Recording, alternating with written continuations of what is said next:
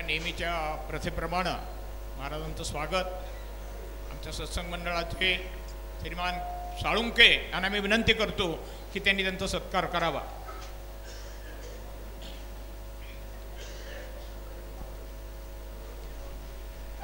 यानंतर सुरेश पंडित, भागवतराव घारुळे, अण्णासाहेब जवळबनकर, प्रदीप पाटील, शंकरलाल जोशी यांनी लवकरात लवकर येऊन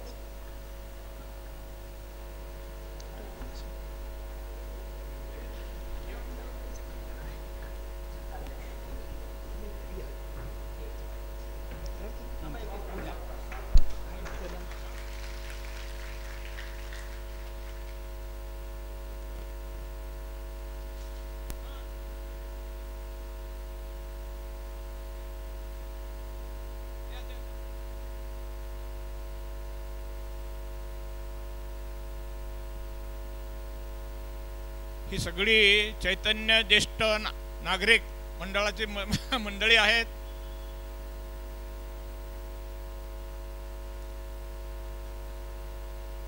पुजारी साहेब, दोष साहेब या ना.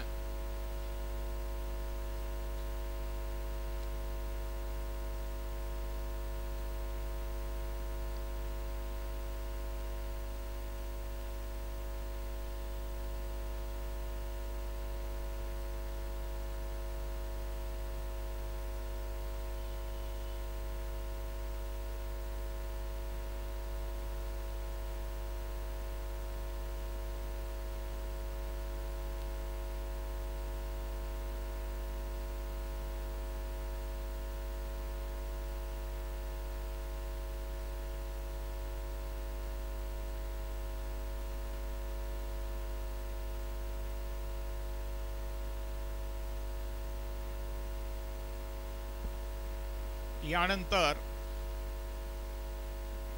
प्रार्थना आहे. महाराज आपले प्रवचन चालू करतील. कृपया महिलांना जिथं जागा मिळाली तिथं बसून घ्यावं. मधला गॅप आता भरून काढला तरी चालेल.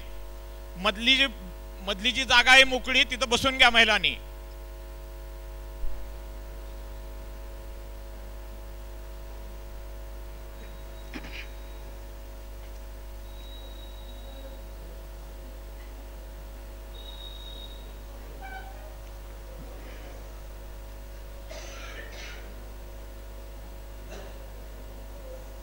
पुंडलिक वरदे हरि विठ्ठल श्री ज्ञानदेव तुकाराम.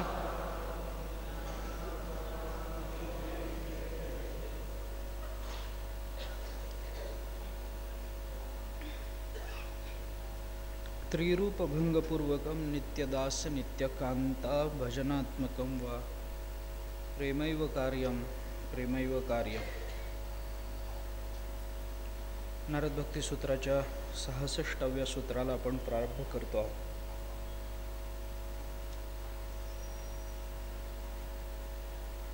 भक्तीचं चिंतन करत असताना साधकाची भूमिका,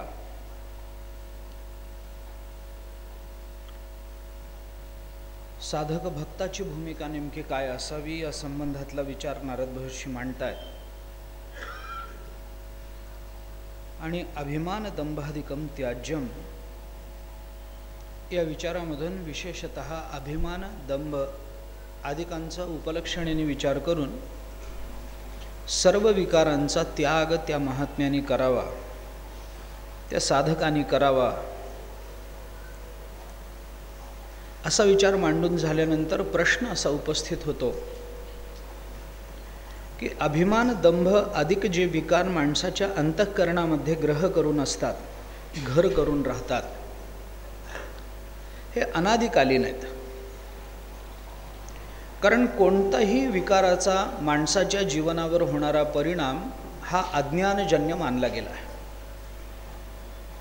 कोणताही विकार तो कसा निर्माण झाला, काय करतो, त्याचा परिणाम ह्याच्या जीवनावर काय होतो, त्याचं जीवन अधःपतित कसं होतं, त्या विकाराचं त्याच्या जीवनातलं नेमकं स्थान काय आहे, हे सगळे विचार अज्ञानजन्य मानले गेलेत. आणि अज्ञानाचा विचार करताना अज्ञान अनादि मानलं गेलं. अविद्येची या निदा विश्वस्वप्नाचा हा धंदा भोगीत होता प्रबुद्धा अनादि जो. पण अज्ञान हे अनादी असलं तरी अनंत नाही आहे, ते शांत आहे, संपणार आहे, निवृत्त होणार आहे.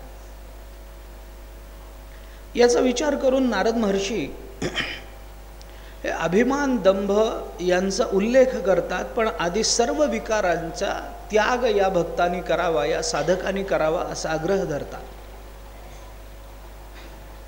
प्रश्न असा उपस्थित होतो की तुम्ही हे त्याग करा म्हणून सांगता गोष्ट खरी, पण ते करायचं कसं?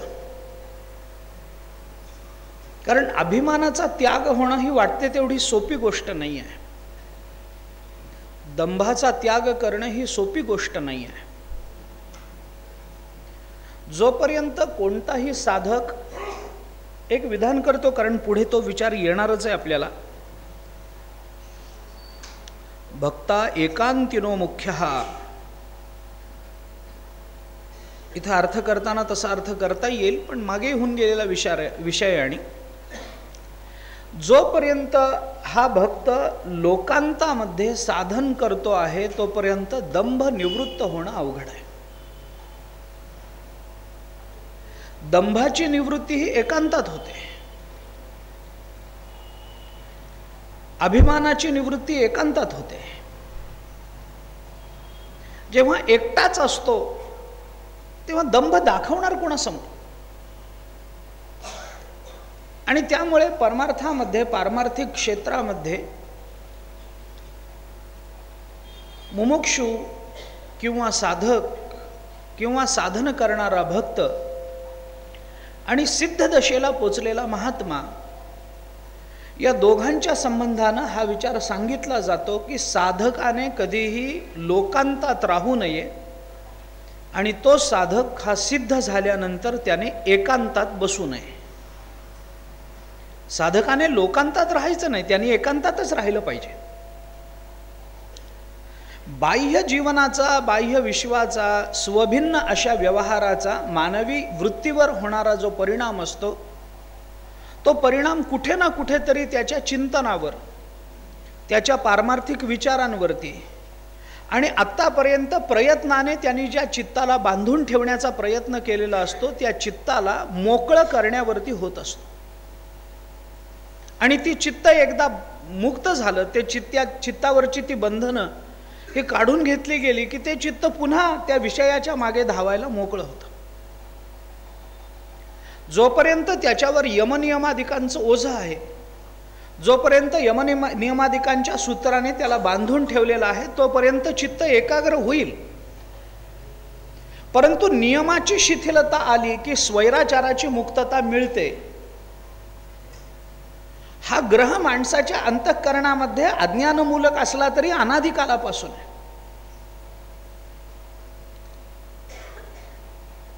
एक छोटंसं उदाहरण म्हणून सांगून पुढे जायचं असेल,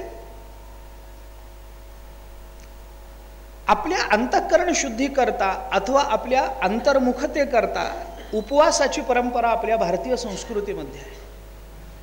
एकादशीचा, चतुर्थीचा, मंगळवारचा उपवास, सोमवारचा उपवास, गुरुवारचा कोणी उपवास करतं. हे का, कशा करताय? गुरुवारचा उपवास केला की गुरु भेटतात, ही खोटी गोष्ट आहे. असं काही होत नसतं. भ्रमाने काही करू नये. मंगळवारचा लोक म्हणतात शुक्रवारचा उपवास केला की लक्ष्मीची कृपा होते. असं काही लक्ष्मीला कळतं. आपल्या सुदैवाने आपले सगळे देव सर्वज्ञ आहेत आणि आपल्यापैकी कुणालाही देवाला फसवण्याचं सामर्थ्य अजून दिलं गेलेलं नाही आहे. त्यामुळे भ्रमात राहून कोणतीही पारमार्थिक क्रिया करायच्या नाही. गुरुवार केला की गुरु भेटतात. देव जे भेटतात त्यांचेच गुरु अजून माहीत नाहीत कुठे ते काय गुरु भेटतील आपल्याला. भ्रमानी नाही. हे इंद्रियांना कुठेतरी अंतर्मुख करण्याची ही एक प्रक्रिया आहे. त्याच्याकरता हे उपवास अधिक सांगितले गेले. हे उपवास माणसं करतात, करण्याबद्दल काहीच म्हणणं नाही. अगदीच केलं पाहिजे. पारमार्थिक दृष्टीनेही केलं पाहिजे आणि शारीरिक दृष्टीनेही कधीतरी पोटाला आराम दिला पाहिजे. ठीक आहे, मला त्याच्याबद्दल काय, पण याला एक मर्यादा आहे, वयाची मर्यादा आहे. एका विशिष्ट मर्यादेमध्ये ते उपवास करावेत. वय वाढलं की नंतर भूक सहन होत नाही, थोडंसंच लागतं, पण लागतं त्यावेळेला, त्या वयामध्ये, त्या म्हातारपणामध्ये. मग कधीतरी कुणीतरी त्यांना हे सांगतं की ठीक आहे बाबा, आत्तापर्यंत केलेत ना उपवास तुम्ही, आता तुमचं वय 90च्या जवळ आलेलं आहे, उपवास तुम्हाला सोसत नाहीत. आणि आपल्याकडे एक काय, मला माहिती नाही मी हे बोलावं बोलू नये, पण मी बोलतो धाडस करून. एकादशीपासून उपवास किंवा एकादशी किंवा अन्य कोणत्याही उपवासाकरता आपल्याकडे जे पदार्थ तयार केले जातात ना, ते सगळे पदार्थ याच्यापेक्षा जेवलेलं बरं असं वाटावं अशी असतं.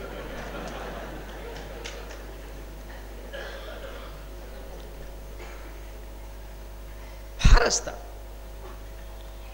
म्हणजे आता हे आयुर्वेदाच्या दृष्टीने तर आपण उपवासाला खातो ते सगळे पदार्थ पित्तकारक आहेत.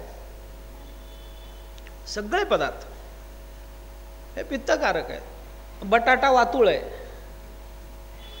वातन पित्त आपल्या पोटामध्ये, आपल्या शरीरामध्ये निर्माण करून कसं चित्त एकाग्र होईल?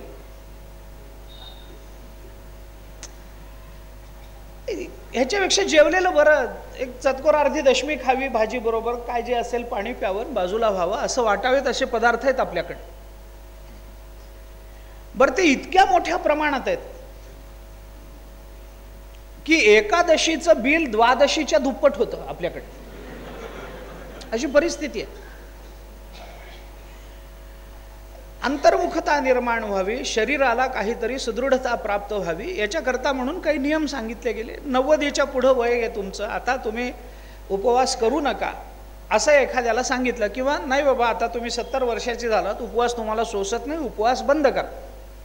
तर उपवास बंद करा जोपर्यंत नाही हो माझे वडील करत होते, माझे आजोबा करत होते, मी हा उपवास नाही मोडू शकत, सोमवार नाही मी बंद करू शकत, हे वजन जोपर्यंत माझ्या पारंपरिक विचारांचं किंवा अशा पद्धतीच्या श्रद्धेचं असतं तोपर्यंत तो उपवास केलाही जातो. पण नाही आता ठीक आहे तुम्हाला नाही केलं तरी चालेल असं शैथिल्य दिले नियमामध्ये, की माणूस म्हणतो मग आता करायचाच नाही, करायचाच असं नाही, तोड फक्त नियमात सूट दिली. पण नियमात दिलेली सूट ही आपल्याकडे स्वातंत्र्य या नावानं स्वीकारली जाते. ती सूट या अर्थानं कोणी विचारात घेत नाही. अपवाद याला नंतरच्या काळामध्ये नियमाचंच रूप प्राप्त होतं आपल्याकडे. तो अपवाद राहतच नाही आपल्या दृष्टीत. ही एक अडचण आहे, विचाराची अडचण आहे. ही कधी निर्माण होते? आपण मानसशास्त्राचा विचार करा, ही कधी निर्माण होते अडचण अशी? अपवादाला नियमाचं रूप कधी येतं? ज्या वेळेला तो अपवाद किंवा तो नियम, तो अपवाद ज्या नियमाकरता सांगितला गेला तो नियम हा जबरदस्तीनं जेव्हा आपण स्वीकारतो तेव्हा त्याला आलेला अपवाद हा नियम म्हणून स्वीकारावा वाटतो. एक मानसशास्त्र आहे त्याच्या मागे. एकादशी मी करतो, एखाद्या वेळेला मला असं सांगितलं की चला आज एकादशी नाही केली तरी चालेल, म्हणजे करूच नका असं नाही म्हणणं आहे, नाही केली तरी चालेल असं जेव्हा माझ्या म्हातारपणामध्ये मला कोणी सांगेल त्यावेळेला मी असा ग्रह करून घेतो की आता करायचीच नाही. हे कधी होतं? ज्या वेळेला एकादशी हे मी माझ्या भक्तीचं स्वरूप म्हणून न स्वीकारता माझ्या परंपरेचं ओझं म्हणून स्वीकारतो, त्यावेळेला सांगितला गेलेला अपवाद हा नियमामध्ये प्रवर्तित होतो. ज्या वेळेला तो उपवास प्रेमाने केला जातो त्यावेळेला त्याला अपवाद सांगितला तरी तो अपवाद स्वीकारला जात नाही. मी हे कशाकरता सांगतो आपण लक्षात घ्या. मी हे उदाहरण म्हणून आपल्याला देतो. अभिमान दंभाधिकम त्याज्यम याचा त्याग करायला सांगितला, पण हा त्याग करत असताना तो कसा करायचा आहे याच्या संबंधामध्ये, कारण दंभाचा त्याग हा जोपर्यंत आम्ही एकांतवासात जात नाही तोपर्यंत होणार नाही. म्हणून साधकाने एका लोकांतात राहूच नाहीये, कारण लोकांमध्ये हा भक्त राहिला, हा साधक राहिला तर लोक त्याची साधना पूर्णतेला जाऊ देत नाहीत. म्हणजे त्याच्यात त्यांना काही मिळतं असं नाही किंवा ते हेतुपुरस्सर करतात असंही माझं म्हणणं नाही. पण लोकांतामध्ये राहिलं की लोकव्यवहाराचा एक विचित्र परिणाम माणसाच्या चित्तावर होत असतो आणि तो अपरिहार्यतेने स्वीकारावा लागत असतो. लोकांमध्ये राहिलं की कुणाचं तरी काहीतरी बघितलं जातं, आपलंही असंच असावं.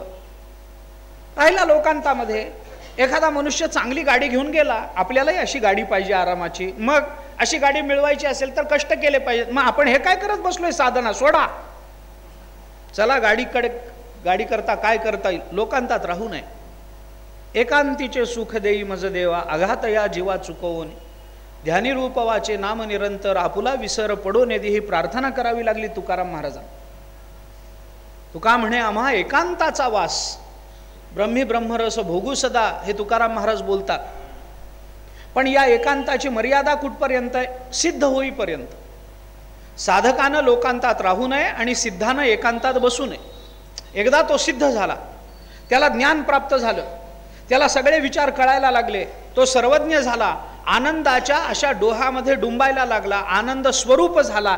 आता एकांतात बसून काय करेल? त्यांनी आता एकांतात बसायचं नाही. मिळालेला आनंद जगाला वाटत फिरायचा. आता त्याचा एकांत संपला. सिद्धानं एकांतात बसायचं नाही आणि साधकानं लोकांतात जायचं नाही. नियम आहेत हे. म्हणून मग त्या मुमुक्षुनी काय केलं पाहिजे, त्या साधकांनी काय केलं पाहिजे? अभिमान दंभाधिकम त्याज्यम कसं करणार? त्याच्याकरता नारद महर्षींनी दुसरा उपाय आपल्याला सांगितला की ज्या पद्धतीनं कर्माचं बंधन आम्हाला नको वाटत होतं, त्यावेळेला ती कर्म समर्पण केल्याने कर्मबंधन जसं निवृत्त झालं, तसं विकाराचं बंधन आम्हाला नको असेल तर आमचे विकारही आम्ही भगवत समर्पित केले पाहिजे. विकारांना भगवंताशी जोडून द्यायचंय. कामाला, क्रोधाला, लोभाला, मोहाला, मत्सराला जोडून द्यायचं. कशा पद्धतीनं जोडता येईल? कशा पद्धतीनं जोडता येईल? जसं आत्तापर्यंत अनेकांनी जोडून दिलंय त्या पद्धतीने.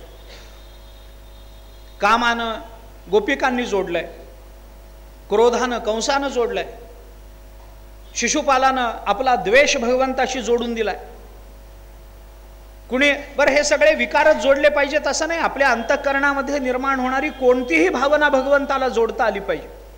आपण मागे या संबंधानं एक विचार करून आलेलो होतो. भक्तीचा एक विचार आपल्याला स्मरणात असेल कदाचित. आपल्या मनामध्ये निर्माण होणाऱ्या कोणत्याही विकाराला व्यापक भूमिका देऊन जेव्हा त्या विकाराचा विषय परमात्मा बनवला जातो, तेव्हा त्यालाच विरोधासक्ती भक्ती असं म्हणतात. भक्तीचं स्वरूप लक्षात घेताना मागे आपण हे बोललो होतो. भक्ती म्हणजे काय आहे? देवळात जाणे, पाया पडणे, फूल वाहणे, गंध अक्षता वाहणे ही भक्ती नव्हे. मग ही भक्ती काय आहे? आपल्या मनामध्ये निर्माण झालेल्या कोणत्याही भावनेला व्यापक करायचं आणि ती व्यापक झालेली भावना भगवंताला जोडायची, हीच भक्ती आहे. मग ती भावना द्वेषाची असेल, ती भावना आनंदाची असेल, ती भावना समर्पणाची असेल. पण दोन गोष्टी आवर्जून करायच्या आहेत. निर्माण झालेल्या भावनेला व्यापक बनवायचं आहे आणि व्यापक झालेली परिच्छिन्न भावना देवाजवळ जाऊ शकत नाही. आणि व्यापकत्व देऊन, त्याला व्यापक भूमिका देऊन, व्यापक आयाम देऊन आणि नंतर मग ती भगवंताच्या ठिकाणी समर्पित करायची आहे. त्या भावनेला विषय परमात्मा द्यायचा. एकदा हे झालं की तीच भक्ती म्हणून सिद्ध होते. नारद महर्षी म्हणतात तेच आपण केलं पाहिजे. आता पुन्हा प्रश्न तोच आहे. अहो तुम्ही सांगता अभिमान दंभाचा त्याग करा. कसा करा? तर देवाला द्या. पण देवाला द्यायचा म्हणजे तरी नेमकं काय करायचं? अभिमान देवाला द्यायचा म्हणजे काय करायचं? अभिमान ही वस्तू नाहीये. काल आपण बोललो की खिशातून काढली आणि देवा हे आम्ही तुम्हाला देतोय, ही आमची भक्ती आहे. क्रोध खिशातून काढला, देवाला दिला, असा देता येत नाही. काम खिशातून काढला, देवाला दिला, अभिमान खिशातून काढला, पण हा अभिमान खिशातून काढून देवाला दिला तरी जात नाही ना. कारण जी माणसं आपला अभिमान देवाला देतात त्यांना मी देवाला अभिमान देतो याचा अभिमान राहतो. याचं काय करणार तुम्ही? याचं करणार काय सांगा ना. म्हणजे हे पुन्हा राहिलं ते राहिलंच आहे खरकट मागे. मग अभिमानाचं मूळ काय आहे हे बघितलं पाहिजे. याच्याकरता म्हणून सर्व विकाराचं जे मूळ जसं अज्ञान म्हणून सांगितलं गेलं, तसं प्रत्यक्ष अज्ञान हे जरी आपल्याला दिसत नसलं, कळत नसलं आणि त्याच्या निवृत्तीचं सामर्थ्य आत्ताच आपल्या ठिकाणी येत नसलं, तरी सुद्धा या विकारांच्या निर्मितीचं खरं जर काही कारण असेल तर आपल्या ठिकाणी निर्माण होणारी सत्व, रज आणि तम या गुणांची विषम अवस्था हे त्याचं मूळ कारण सांगितलं. तिन्ही गुण अज्ञानकारी आहेत. पण तरी सुद्धा अज्ञान एकदम काही प्रत्यक्ष परिणाम करत नाही. ते शेवटी काही ना काहीतरी अशा रूपातूनच परिणाम करत. अज्ञानाचा परिणाम जाणवणार कसा? अज्ञानाला निवृत्त करायचं. कुठे आहे अज्ञान? दाखवा. अज्ञान कुठे दाखवा? मला जर असं विचारलं की फूल कुठे दाखवा, तर मी दाखवू शकतो बाबा हे फूल आहे. घट कुठे दाखवा, दाखवू शकतो. पट कुठे दाखवा, दाखवू शकतो. व्यक्ती कुठे दाखवा, स्त्री पुरुष कुठे आहेत दाखवा, दाखवू शकतो. तसं अज्ञान कुठे दाखवा, काय दाखवणार आपण? अज्ञान असं दाखवता येत नाही. अज्ञानाचं अनुमान हे नेहमी कार्य सत्तेवरून होत असतं. आचार्यांनी तशा पद्धतीची भूमिका विवेक चूडामणीमध्ये मांडली आहे. अव्यक्त नामनी परमेश शक्ती ही अनादि अविद्या त्रिगुणात्मिका परा कार्यानुमेया सुधैव माया यया जगत सर्वमिदं प्रसूयते. कार्यानुमेय आहे अज्ञान, माया ही कार्यानुमेय आहे. ती तिच्या कृतीवरून अनुमानित करावी लागते. ती डोळ्यांना दिसणारी नाही आहे. ती प्रत्यक्ष डोळ्यांनी अज्ञान माया दाखवता नाही देऊ शकत. मग ती तिच्या कार्यावरून तिचं अनुमान करावं लागतं. मग तिचं कार्य काय? मायेपासून पहिल्यांदा जगत उत्पत्ती झाली त्यावेळेला परब्रह्मापासून माया निर्माण झाली. आता मी ते सगळंच सांगतो असं नाही, परंतु मी ढोबळ मानानं आत्ता सांगतो तेवढंच लक्षात घेण्यासारखं. परब्रह्मापासून माया, मायेने पहिलं काम जर काही केलं असेल तर हे 3 गुण निर्माण केले, सत्व रज आणि तम. आणि या 3 गुणांच्या जोरावर तिने पंचमहाभूत निर्माण केली आणि पंचमहाभूत आणि हे 3 गुण यांनी मिळून हे सगळं विश्व तयार केलं. त्यामुळे ज्ञानेश्वर महाराजांनी 18व्या अध्यायामध्ये जो विचार केला तो आपण पहा. ज्ञानेश्वर महाराज असं म्हणतात की या लोकामध्ये म्हणजे केवळ मृत्यूलोक समजू नका, ब्रह्मदेवापासून मुंगीपर्यंत कोणीही 3 गुणांना सोडून राहू शकलेलं नाहीये, निर्माण झालेलं नाही. सगळ्याचं मूळ जर काही असेल तर माया हे जसं मूळ आहे तसं हे 3 गुण कोणी असू देत, सत्व रज तम या 3 गुणांनी युक्त आहे, पंचमहाभूतांनी युक्त आहे. आता त्याची संगती कशी लावायची हा प्रश्न वेगळा. सत्वगुण आणि पंचमहाभूत यांच्या संबंधातून ज्ञानेंद्रिय निर्माण झाली. रजोगुण आणि पंचमहाभूत यांच्या संबंधातून कर्मेंद्रिय निर्माण झाली. आणि तमोगुण आणि पंचमहाभूत यांच्या संबंधातून पंचतन्मात्रा म्हणजे शब्द स्पर्श रूप रसगंध हे पंचविषय तयार झाले. याच्यापेक्षा या जगात वेगळं काय आहे मला सांगा. मी जे आपल्याला सांगतो आहे त्याच्यापेक्षा जग म्हणून म्हटलं तर ह्याच्यापेक्षा वेगळं काय आहे? एवढंच आहे. ज्ञानेंद्रिय कर्मेंद्रिय म्हणजे जीव झाला. आणि जीव ज्या विषयाला भोगतो ते जग झालं, जग तयार. विश्वनिर्मितीच्या वेळेला 3 गुणांनी सगळा गोंधळ केला. ह्या 3 गुणांची साम्यावस्था निर्माण झाली, मग विषय संपला. गुणांची निवृत्ती होत नाही. जोपर्यंत हा देह आहे, जोपर्यंत या देहाच्या आत असणारा सूक्ष्म देह आहे आणि जोपर्यंत सूक्ष्म देहापेक्षाही सूक्ष्म असणारा कारण देह आहे तोपर्यंत आपल्याला गुणांची निवृत्ती करणं सर्वथैव अशक्य आहे. हे लक्षात घ्या. पहिल्यांदा स्थूल देह म्हणजे डोळ्यांना दिसणारा देह, सूक्ष्म देह म्हणजे कामक्रोधाधिक लोभाधिक काय जे आत असतील ते, आणि कारण देह म्हणजे अज्ञान. हे जोपर्यंत आहे तोपर्यंत गुणनिर्मिती होत राहील, गुण बंद नाही पडत. निर्गुण असा जेव्हा शब्द आपण वापरतो ती अवस्था एक वेगळी अवस्था आहे. परंतु जिथे जिथे गुणसंबंध आहे, जिथे जिथे दृश्यरूपता आहे, जिथे जिथे व्यवहार आहे, जिथे जिथे एकमेकांशी काहीतरी व्यवहार होताना दिसतो आहे तिथे तिथे गुणांचं चिंतन आपल्याला करावं लागेल. या 3 गुणांपैकी कोणत्या गुणांचं प्राबल्य आहे आणि कोणता गुण दुर्बल आहे हे नंतर ते साधनेवरून ठरेल जे काही असेल. एखादी आमचा सत्वगुण प्रबल होतो, कधी आमचा रजोगुण प्रबल होतो, कधी आमचा तमोगुण प्रबल होतो. बरं, हे काही वाटून घेतलेले नाहीत की वर्षात बाबा 12 वर्षामध्ये 4 महिने रजोगुणाचे, 4 महिने सत्वगुणाचे, 4 महिने तमोगुणाचे, असं नाही आहे. असा काही नियम नाही आहे. बरं, पुन्हा प्रश्न असा आहे, असं जर केलं तर सत्वगुणाचे महिने कोणते तेव्हाच व्यवहार करायचा. म्हणजे ज्या वेळेला तुम्ही सत्वगुणांनी युक्त आहात त्याच वेळेला मी सत्वगुणांनी युक्त असेल असं नाही. त्यावेळेला माझा जर तमोगुणांचा विचार चालू असेल तर 4 महिने चालू असतील तर मग मी विचार करतो तुम्ही सत्वगुणी आहात आता, मग आता असं करावं, आत्ताच तुमच्याकडून कर्ज घेऊन ठेवावं. सत्वगुणी नाही म्हणत नाही पटकन. तुम्हाला म्हणजे हे असं नाही आहे, सोपं नाही आहे हे प्रकरण. एक लक्षात घ्या, ही विश्वाची निर्मिती आणि ही विश्व व्यवस्था करणारा जो परमात्मा आहे ना तो वेडा नाही आहे. काहीतरी करायचं म्हणून त्यांनी केलेलं नाही आहे. या घडणाऱ्या जगतामध्ये घडणाऱ्या प्रत्येक गोष्टीला काहीतरी कार्यकारण भाव आहे हे आपल्याला विसरून चालणार नाही आहे. हां, तो कार्यकारण भाव आपल्या बुद्धीला पटत नसेल किंवा झेपत नसेल तर तो प्रश्न वेगळा, पण कार्यकारण भाव नाही असं तुम्हाला म्हणता येणार नाही. काहीतरी कार्यकारण भाव असतो त्याला. भिंत चालणं हे जरी खोटं वाटत असलं तरी त्याला कार्यकारण भाव आहे. हा, तो कार्यकारण भाव ज्ञानोबारायांच्या बुद्धीला कळला, आमच्या बुद्धीला कळला नाही. आता दुर्दैवाने काय झालंय, असे विचार मांडणं सुद्धा जवळजवळ अपराध व्हायला लागला. हो, कारण माझ्या बुद्धीला कळत नाही याच्यात माझी बुद्धी कमी पडते हे प्रांजळपणानं कबूल करण्यापेक्षा घडणारी घटना चुकीची आहे याचा आरोप करणं जास्त सोपं आहे सध्याच्या काळात.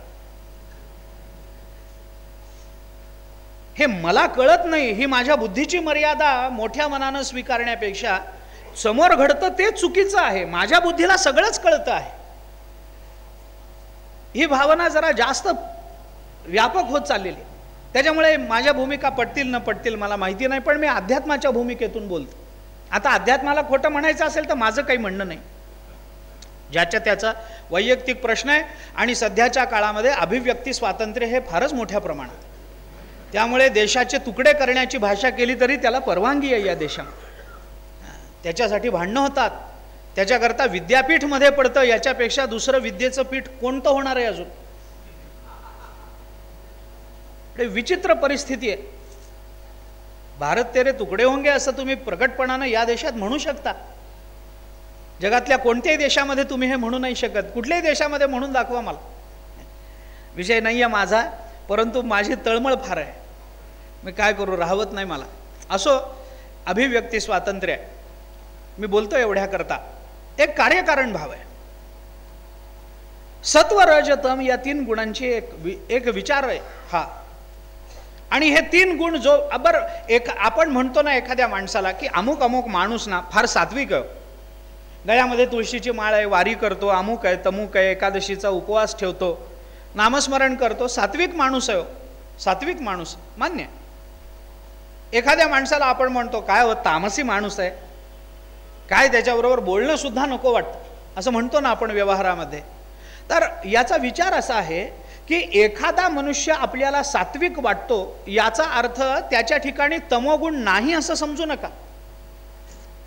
मी उदाहरणाने सांगेन आपल्याला, त्याच्या ठिकाणी तमोगुण नाही असं समजू नका. आणि जो मनुष्य आपल्याला तमोगुणी वाटतो आहे त्याच्या ठिकाणी सत्वगुण अजिबातच नाही असं समजू नका. कारण सत्वगुण जगतातून एखाद्याच्या जीवनातून कधीच निघून जात नाही, तमोगुण कायमचा निघून जात नाही. जोपर्यंत हा देह आहे तोपर्यंत तमोगुण निवृत्त होणार नाहीये. मी अनेक वेळेला उदाहरण देत असतो, मागेही आपल्यासमोर मी दिलं असेल की आम्ही पंढरपूरची वारी करतो म्हणून आम्ही सात्विक वाटतो, आमच्या गळ्यामध्ये तुळशीची माळ आहे म्हणून आम्ही सात्विक वाटतो. ही गोष्ट खरी आहे. आमच्याकडे बघून लोक म्हणतात काय सात्विक माणूस आहे हो, म्हणतात, आम्हाला ऐकू येतं ते. आणि असं म्हणल्याने आमचा अभिमान वाढतो, रजोगुण. म्हणजे आमचा सत्वगुण लोकांनी बघून त्या सत्वगुणाचं कौतुक करावं हा विचार आमच्या मनात येणं हाच रजोगुण आहे. कुठे गेला रजोगुण? बरं, याच्याही पुढे मी जाऊन सांगतो की आम्ही सात्विक आहोत ही गोष्ट खरी, कारण आम्ही वारीला जातो पंढरपूरला. पण पंढरपूरला वारीला जाताना वय झालेलं नसताना अर्ध्या तिकिटात जातो, हा कोणता गुण? सत्व तर नक्की नाही, रजो किंवा तमो गुणातच बसेल की नाही. म्हणजे आमच्या सत्वगुणाची सिद्धी ज्या पंढरपूरला आम्ही करतो तिथं जातानाच तमोगुण बरोबर जर घेऊन चाललेलो आहोत तर आम्ही असं कसं म्हणू शकतो की तमोगुण त्या वेळेला माणसाच्या ठिकाणी नाहीये म्हणून? आपण विचार करा. याचा एखाद्या व्यक्तीला सात्विक म्हणण्यामध्ये एवढाच अर्थ असतो की त्या वेळेला त्या व्यक्तीच्या ठिकाणी असणाऱ्या सत्वगुणाचं प्राबल्य निर्माण झालेलं असतं. रजोगुण तमोगुण त्याच्यासमोर त्या मानानं दुर्बल होत असतात. आणि हे दुर्बल झालेला रजोगुण किंवा तमोगुण हा कधी उसळून वर येईल हे सांगता येत नसतं, हे सांगता येत नसतं.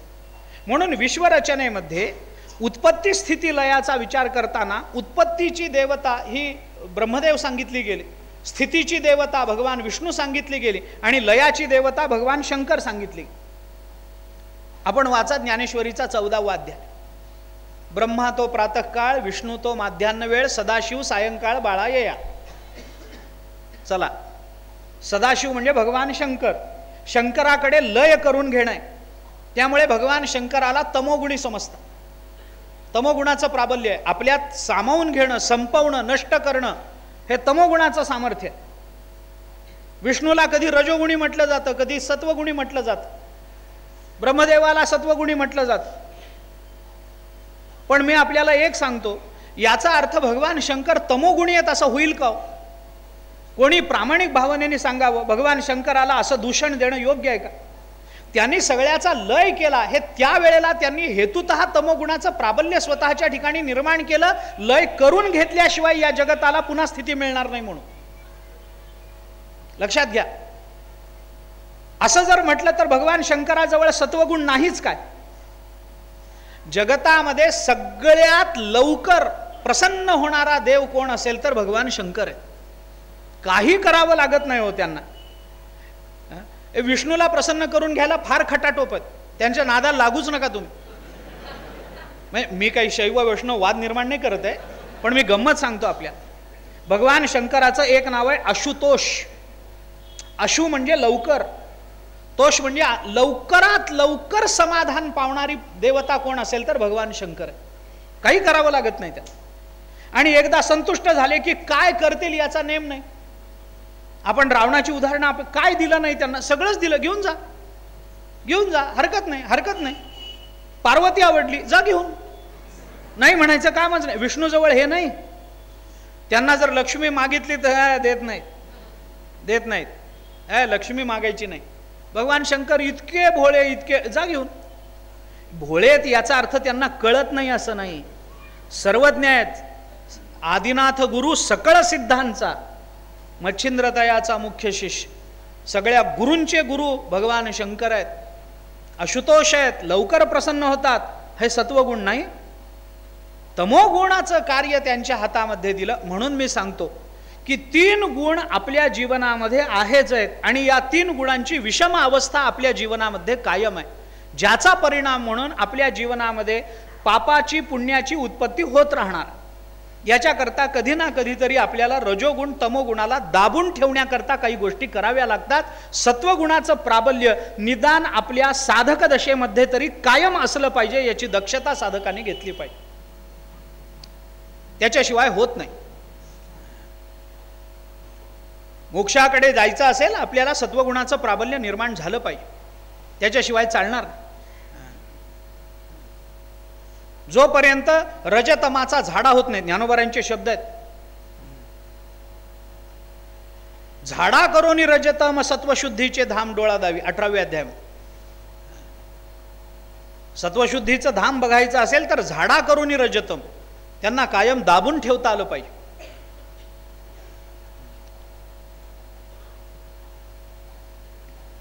त्या दत्तप्रभूंची एक आरती आहे बघा.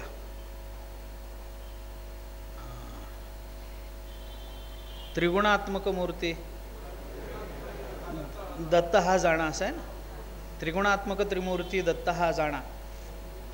आता हे त्रिगुणात्मक दत्ताकडे कसं लावायचं? आरती म्हणतो ना, काय होतं, आरती इतकी तोंडात बसलेली असते की त्याचा अर्थ काय होतो हे बघायला नाही, ते ओळायचं पडलेलं असतं. बरा आपण काय तोंडाने म्हणतो त्याच्याकडे लक्षच नाही, काय स्तुती चालू आहे देवाची हे बघायचंच नाही, ओळायचं आधी.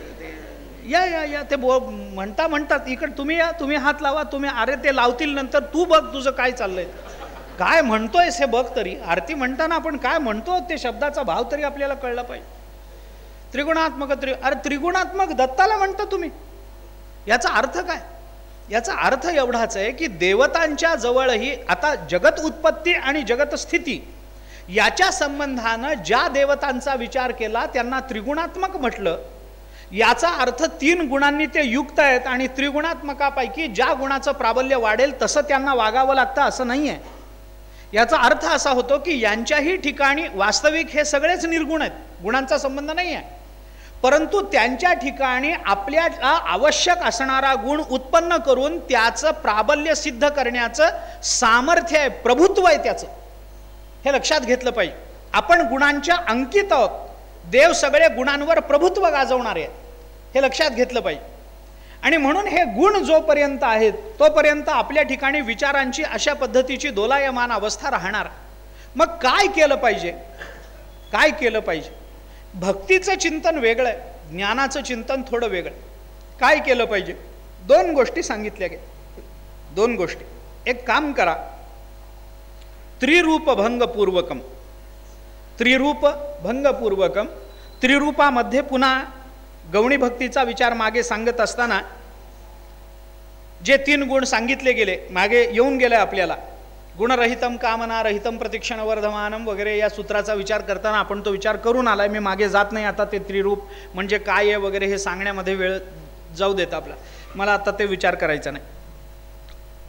तर या त्रिरूपाचा भंग करून, या 3 गुणांचा भंग करून म्हणजे त्यांना साम्य अवस्थेला आणून, समान अवस्थेला आणून त्यांची साम्य अवस्था सिद्ध करून, ती कोणत्या प्रयत्नांनी करायची, काय करायची याच्याकरता वेगळं पुन्हा काही चिंतन करावं लागेल तर ते करून, वेगळी साधना करावी लागत असेल तर ती करून काय केलं पाहिजे त्याचा विचार सांगताना नारद महर्षी सांगतात, नित्य दास नित्य कांता भजनात्मकम वा प्रेमैव कार्यम प्रेमैव कार्य.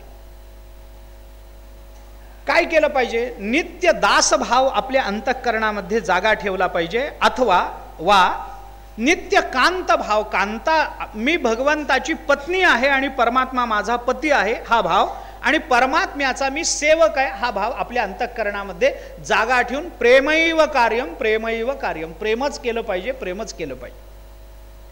आता हे 2 का सांगितले? पुढं चलतो. हे 2 का सांगितले? त्याचं कारण असं आहे की प्रेमाच्या अभिव्यक्तीकरता या 2च अवस्था आणि ही 2 नाती जास्त श्रेष्ठ ठरतात. एक दास्य भाव प्रेमाच्या अभिव्यक्तीकरता श्रेष्ठ ठरतो आणि एक कांत भाव प्रेमाच्या अभिव्यक्तीकरता जास्त श्रेष्ठ ठरतो. दास होण्यातून प्रेम व्यक्त होतं आणि पत्नी होण्यातून प्रेम व्यक्त होतं. याच्याकरता प्रेमैव कार्यम हे सांगायचं असेल तर या 2 भूमिका, ही 2 नाती नारद महर्षींना जास्त महत्वाची वाटतात. आता ह्याचा विचार वेगळा आहे. अजून 3 गुणांची साम्यावस्था निर्माण करून मी दास आहे ही भावना अंतःकरणामध्ये जागी असली पाहिजे. 3 गुणांची साम्यावस्था निर्माण करून मी भगवंताची पत्नी आहे हा भाव अंतःकरणामध्ये जागा पाहिजे, तर प्रेम, अशा अवस्थेत प्रेम केलं पाहिजे.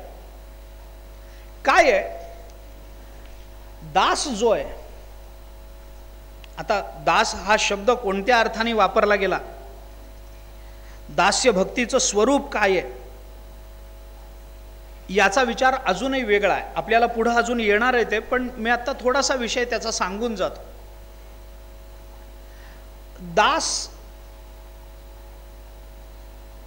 दास्यत्व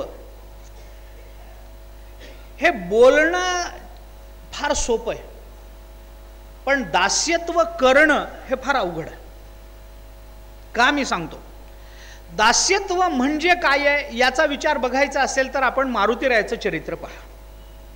मी बाकी अधिक बोलत नाही. माधव दर्शनामध्ये, द्वैत दर्शनामध्ये जीव हा परमात्म्याचा अखंड दास आहे असंच मानलं गेलं. एक भूमिका आहे, एक वैचारिक भूमिका आहे त्याच्या मागे. जीवाने आपल्या अंतःकरणामध्ये, कारण जीव हा परब्रह्म स्वरूप होऊच शकत नाही, त्यामुळे तो कायम दास असतो वगैरे द्वैत मतामध्ये सांगितलंय. त्याच्यामध्ये म्हणून त्यांच्या संतांच्या नावामागे दास शब्द लावला जातो. पुरंदर दास असंच म्हटलं जातं, कारण ते दास्यत्व अभिमानानं मिरवावं असं त्यांना वाटतं. योग्य आहे. तुकाराम महाराजांनी एका अभंगामध्ये अभिमानानं असं सांगितलंय, आम्ही ज्याचे दास त्याचा पंढरीये वास. आम्ही ज्याचे दास आहोत तो पंढरपूरला राहतो, तो हा देवांचाही देव काय कळी काळाचा भेव. वेद जया गाती श्रुती म्हणती नेती नेती त्याचे आम्ही दास आहोत.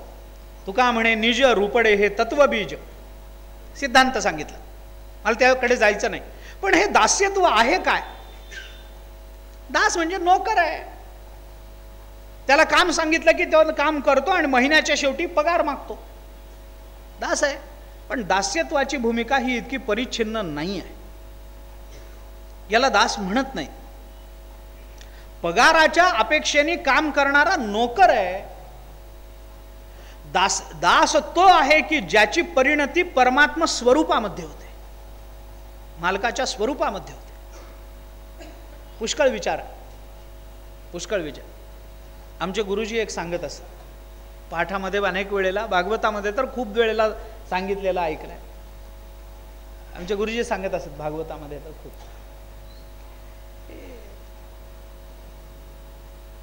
भगवंताची सेवा करताना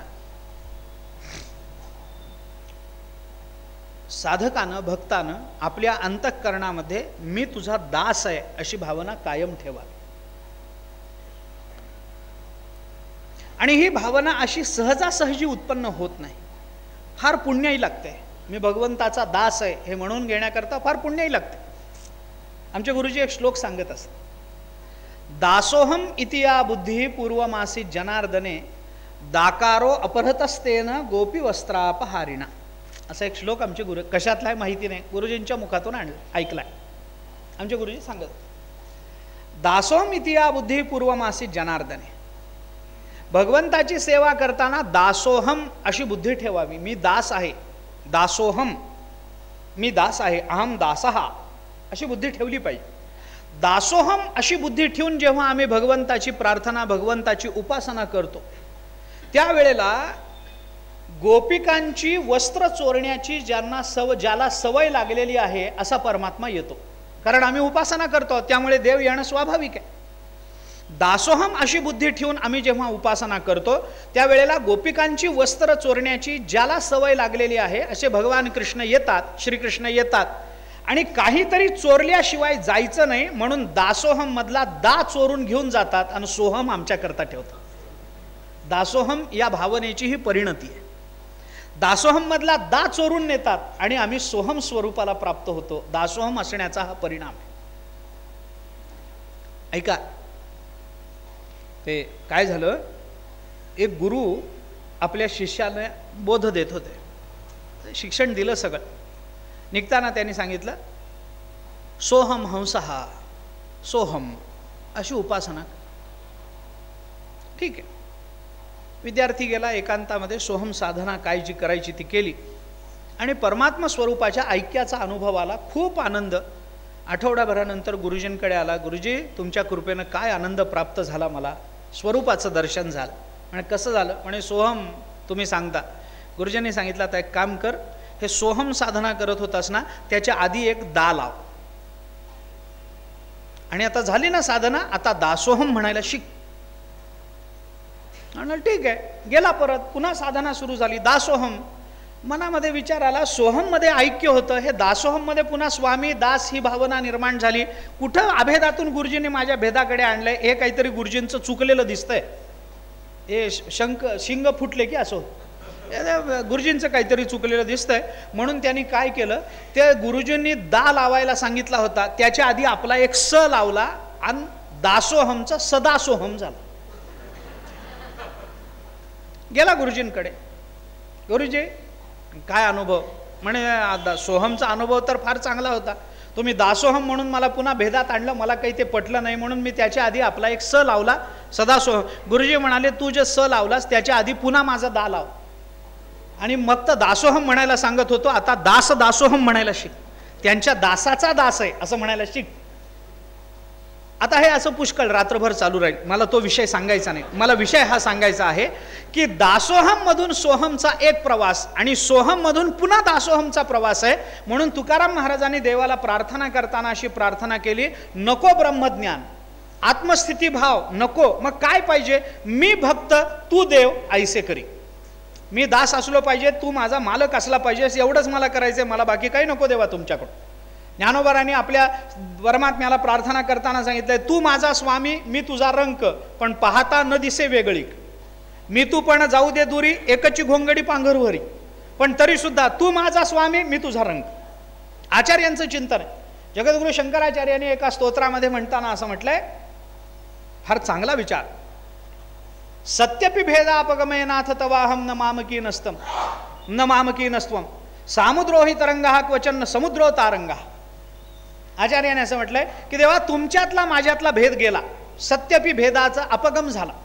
ठीक आहे, भेदाचा अपगम झाला, भेद निवृत्त झाला तुमच्या माझ्यातला, हे जरी सत्य असलं, सत्य अपि भेदापगमे नाथ तवाहम न मामकी नसत्व. याचा अर्थ काय? याचा अर्थ आचार्य असं सांगतात की देवा, तुझ्यातला आणि माझ्यातला भेद संपूर्णतः निवृत्त होऊन आपण एकरूप झालेलो असलो तरी मी तुझा आहे, तू माझा नाहीस. मी तुझा आहे, तू माझा नाहीस. कशावरून? त्याने सांगितलं, तरंग आणि समुद्र हे जरी एकरूपाला प्राप्त झालेले असले तरी समुद्राचा तरंग असतो, तरंगाचा समुद्र नसतो. समुद्राचा तरंग असतो तसा मी तुझा आहे, कारण मी किती जरी मोठा झालो तरी मी तुझ्यासमोर अल्प म्हणून घेणार, तरी मी तुझ्यासमोर आज्ञा म्हणून घेणार आहे. जरी मी तुझा असलो, तू आणि मी एक असलो तरी सुद्धा मी तुझा आहे असंच म्हटलं. अहो, मातेचं बालकाच्या ठिकाणी कितीही मोठा स्नेह असू देत, शेवटी आई म्हणते हे माझं बाळ आहे, जबाबदारी घेणारं कोण आहे हे लक्षात घेतलं पाहिजे. याच्याकरता म्हणून हे दासोहम अशी भावना माणसाच्या अंतःकरणामध्ये नित्य जागी पाहिजे. नित्य दास, नित्य कांता. आता हे दास्यत्व काय? दास्यत्वाची भूमिका काय? दास्यत्व म्हणायचं कशाला? दास कुणाला म्हणायचं? याच्या संबंधानं आपल्याला थोडा विचार करावा लागणार. मी एक धावता विचार आहे व्यापक, परंतु तरी मी थोडंसं ते संकोच करूनच जातो त्याचा. दास कशाला म्हणायचं? दास म्हणजे काय आहे? दास ते दासाची एक व्याख्या आली. भक्तिरसामृत सिंधू म्हणून एक ग्रंथ आहे जीव गोस्वामीचा. त्याच्यामध्ये त्यांनी दासांची व्याख्या करताना म्हटलंय, दासा अस्तु प्रश्रिता अस्तस्य निदेशवशवर्तिनः विश्वस्ता प्रभुता ज्ञानम विनम्रित धियश्चते. हे दासाचं लक्षण सांगितलं. सांगतो काय दास कुणाला म्हणावं? दासा अस्तु प्रश्रिता अस्तस्य, भगवंताच्या आश्रयाला राहतात. निदेशवशवर्तिनः, भगवंतावर अखंड विश्वास ठेवतात. निदेशवशवर्तिनः, भगवंताच्या आज्ञेचं परिपालन करतात. भगवंताचं ऐश्वर्य, अप्रतिहत ऐश्वर्य जे भगवंताचं असतं, त्या ऐश्वर्य ज्ञानानं आपलं सगळं जीवन भगवंताच्या चरणावर समर्पित करतात आणि भगवंताच्या अखंड आज्ञेमध्ये राहतात. ते अत्यंत विनम्र बुद्धीनं राहतात, त्यांना दास असं म्हणतात. या गोष्टी पाहिजेत. मालकावर विश्वास पाहिजे, मालकाच्या ऐश्वर्यानं आपलं सर्वस्व मालकाच्या चरणी समर्पित केलेलं असलं पाहिजे, मालकाच्या आज्ञेचं परिपालन करणारे पाहिजेत आणि सर्वात महत्त्वाचं म्हणजे विनम्र बुद्धीचे पाहिजे. असा दास मिळणं हे या जगामध्ये अवघड नाही, अशक्य आहे. माणूस दास म्हणून घेतो, गडी म्हणून घेतो, नोकर म्हणून घेतो, पण नंतर नंतर तो नोकर घरामध्ये इतका आवश्यक वाटायला लागतो की मालक कोण आहे आणि नोकर कोण आहे हे नंतर कळत नाही. इतके सगळे व्यवहार त्याच्या ताब्यात जातात. मग तो सांगतो मी उद्या येणार नाही, मी उद्या सुट्टी घेतली तर चालेल का? असं नाही, मी उद्या येणार नाही. कामावर असणारे लोक कोणत्या आविर्भावात बोलतात आपल्याशी? पैसे घेतात, प्रश्न नाही त्याचा, प्रश्न नाही त्याचा. पण विनम्रित धियश्चते, अंतःकरणामध्ये नम्रता हा गुण नसतो. दास तोय जो नम्र होतो, दास तोय. मी मागेही आपल्याला बोललो होतो, नम्रता हा गुणच मोठा वेगळा आहे. माणसं नम्री होतात पण नम्र होत नाही, हे मोठं अवघड आहे.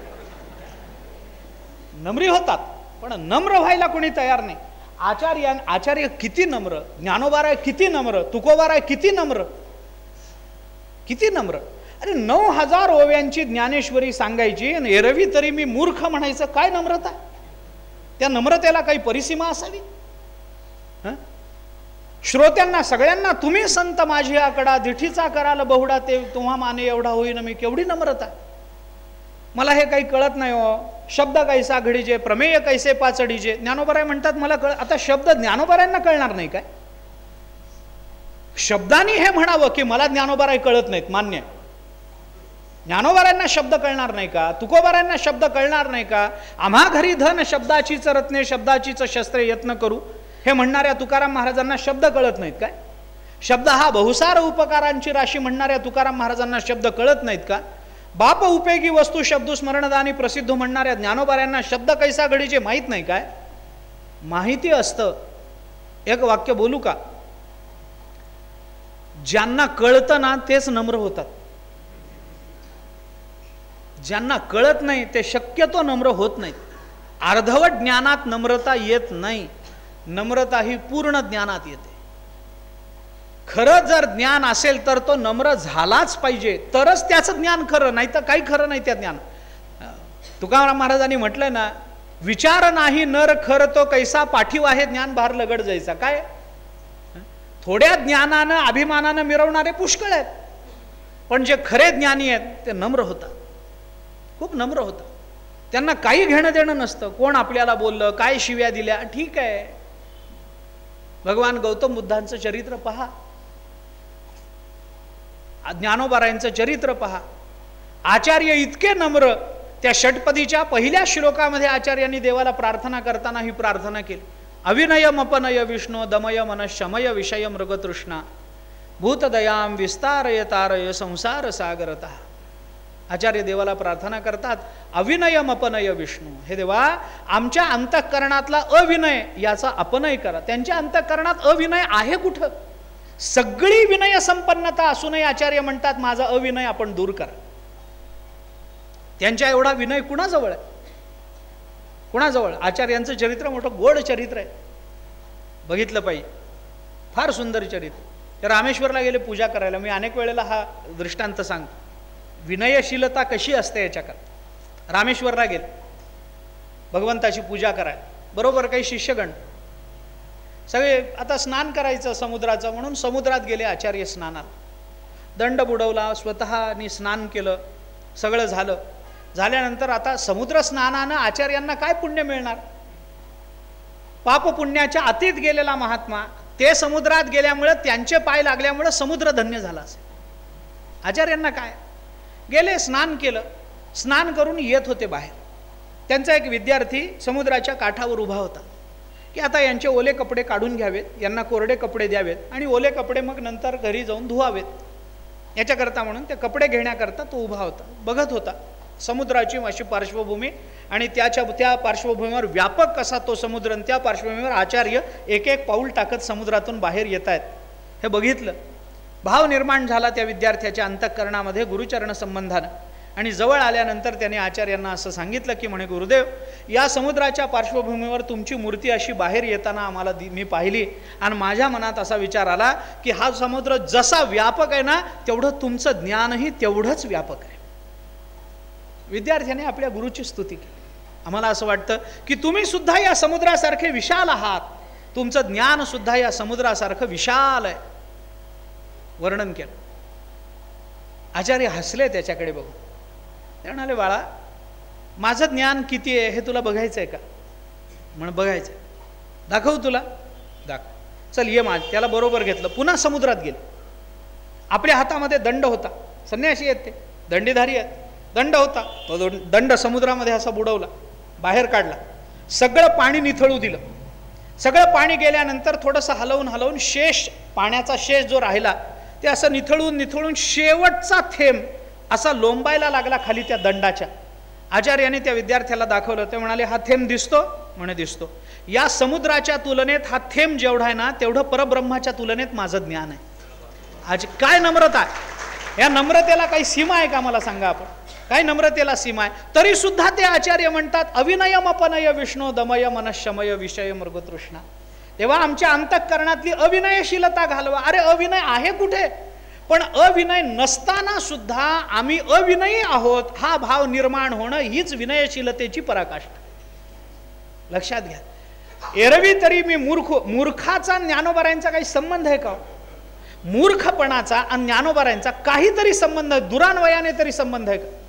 काही संबंध नाही आहे. पण तरी सुद्धा नसलेला मूर्खपणा ज्ञानोबाराय स्वतःच्या ठिकाणी ठेवतात. हीच विनयशीलता आहे, दुसरं काही नाही. ज्ञानोबारायांनी विनयाची कितीतरी उदाहरणं आपल्याला दिली आहेत. मला आता तो विचार सांगायचा नाही आहे. मला दास्यत्वामध्ये विनयशीलता हा फार महत्त्वाचा गुण मानला गेला एवढंच मांडायचं. मालकांनी काम सांगितल्यानंतर त्या शब्दाच्या परिघामध्ये वावरणारे पुष्कळ येतो, पण मालकाचा मनोदय ओळखून शब्दाच्या प्राकट्याच्या पूर्वी मालकाचं मनोगत पूर्ण करणं असा दास विरळ आहे. ते मारुतीरायांकडे रामचंद्र प्रभूंच्या आज्ञेनं मारुतीराय वागतात असं नाही आहे. रामचंद्र प्रभूंच्या मनात आलं की ते मारुतीराय प्रकट करतात. ही त्यांची खरं म्हणजे दास्य, हे त्यांचं खरं म्हणजे दास्य.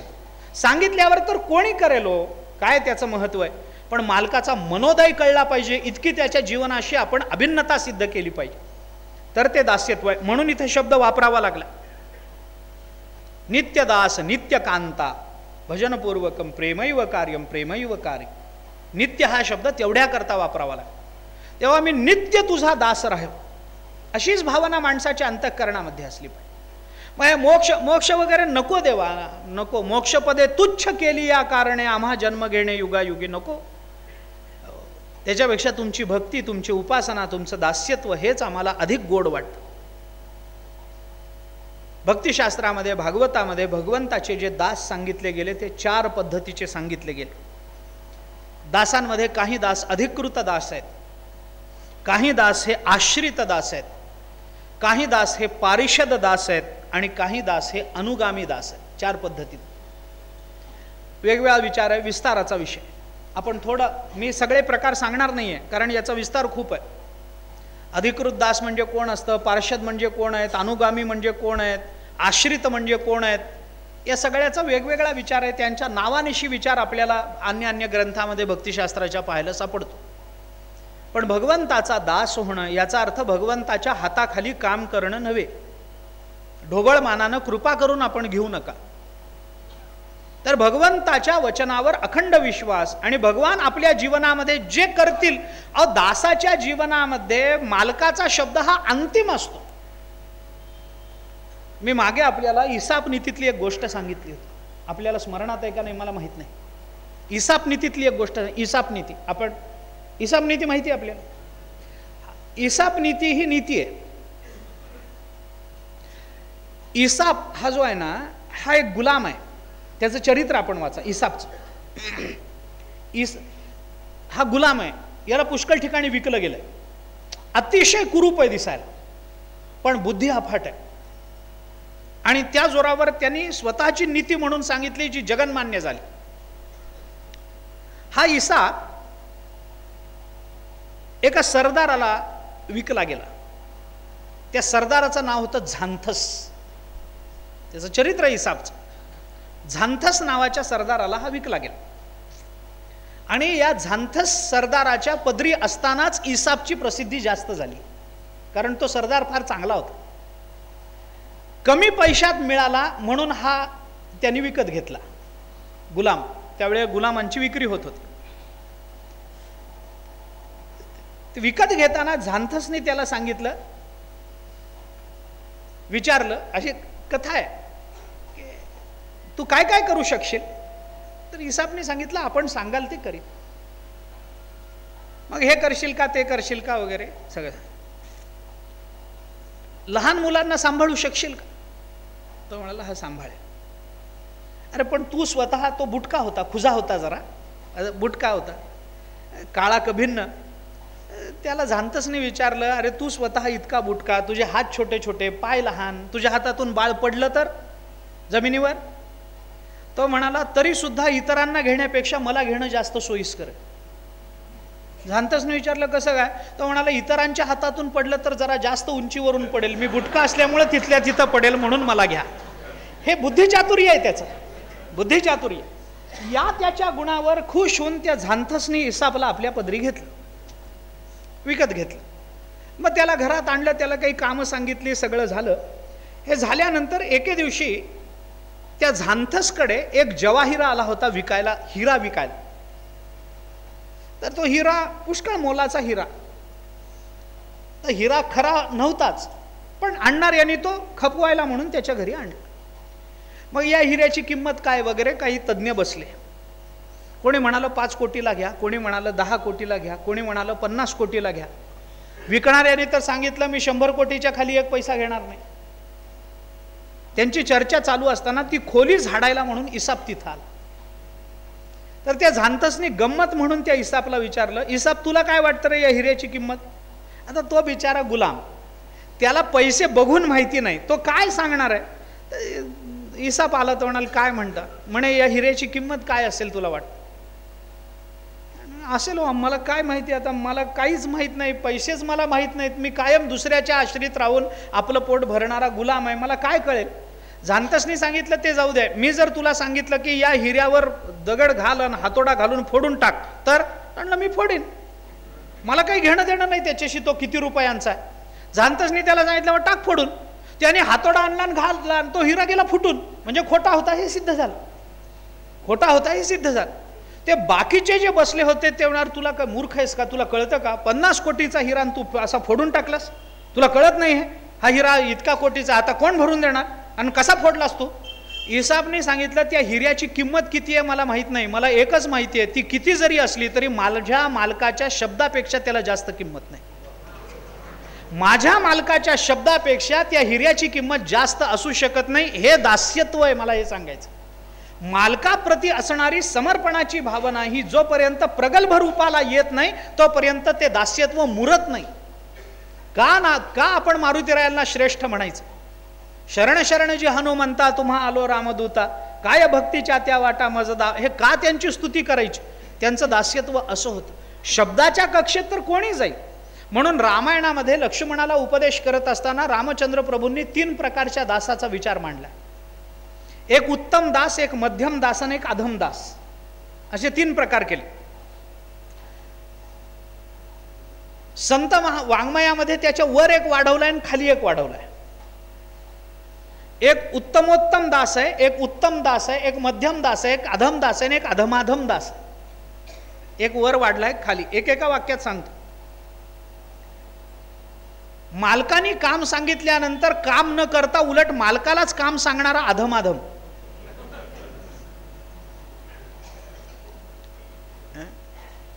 मालकाने काम सांगितल्यानंतर रडत रडत अर्धवट काम करणारा अधम.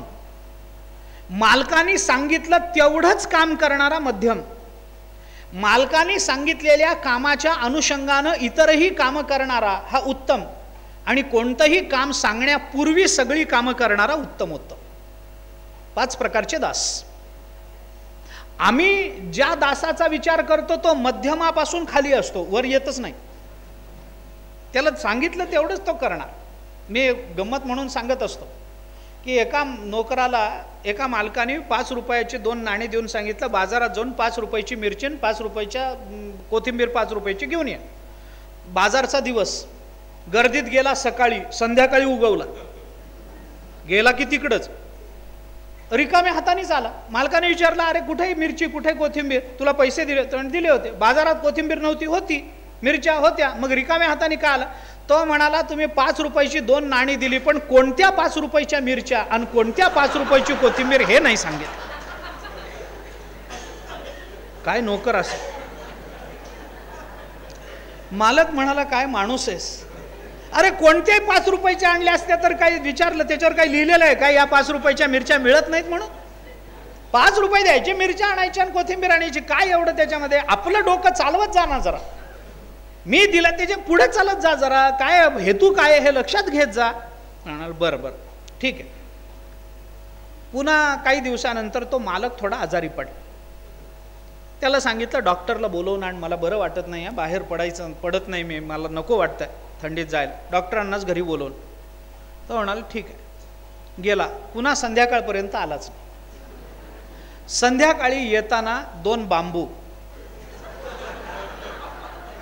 एक कडब्याची पेंडी, एक सुतळीचा बिंडा, 9 कोरं करकरीत कापड,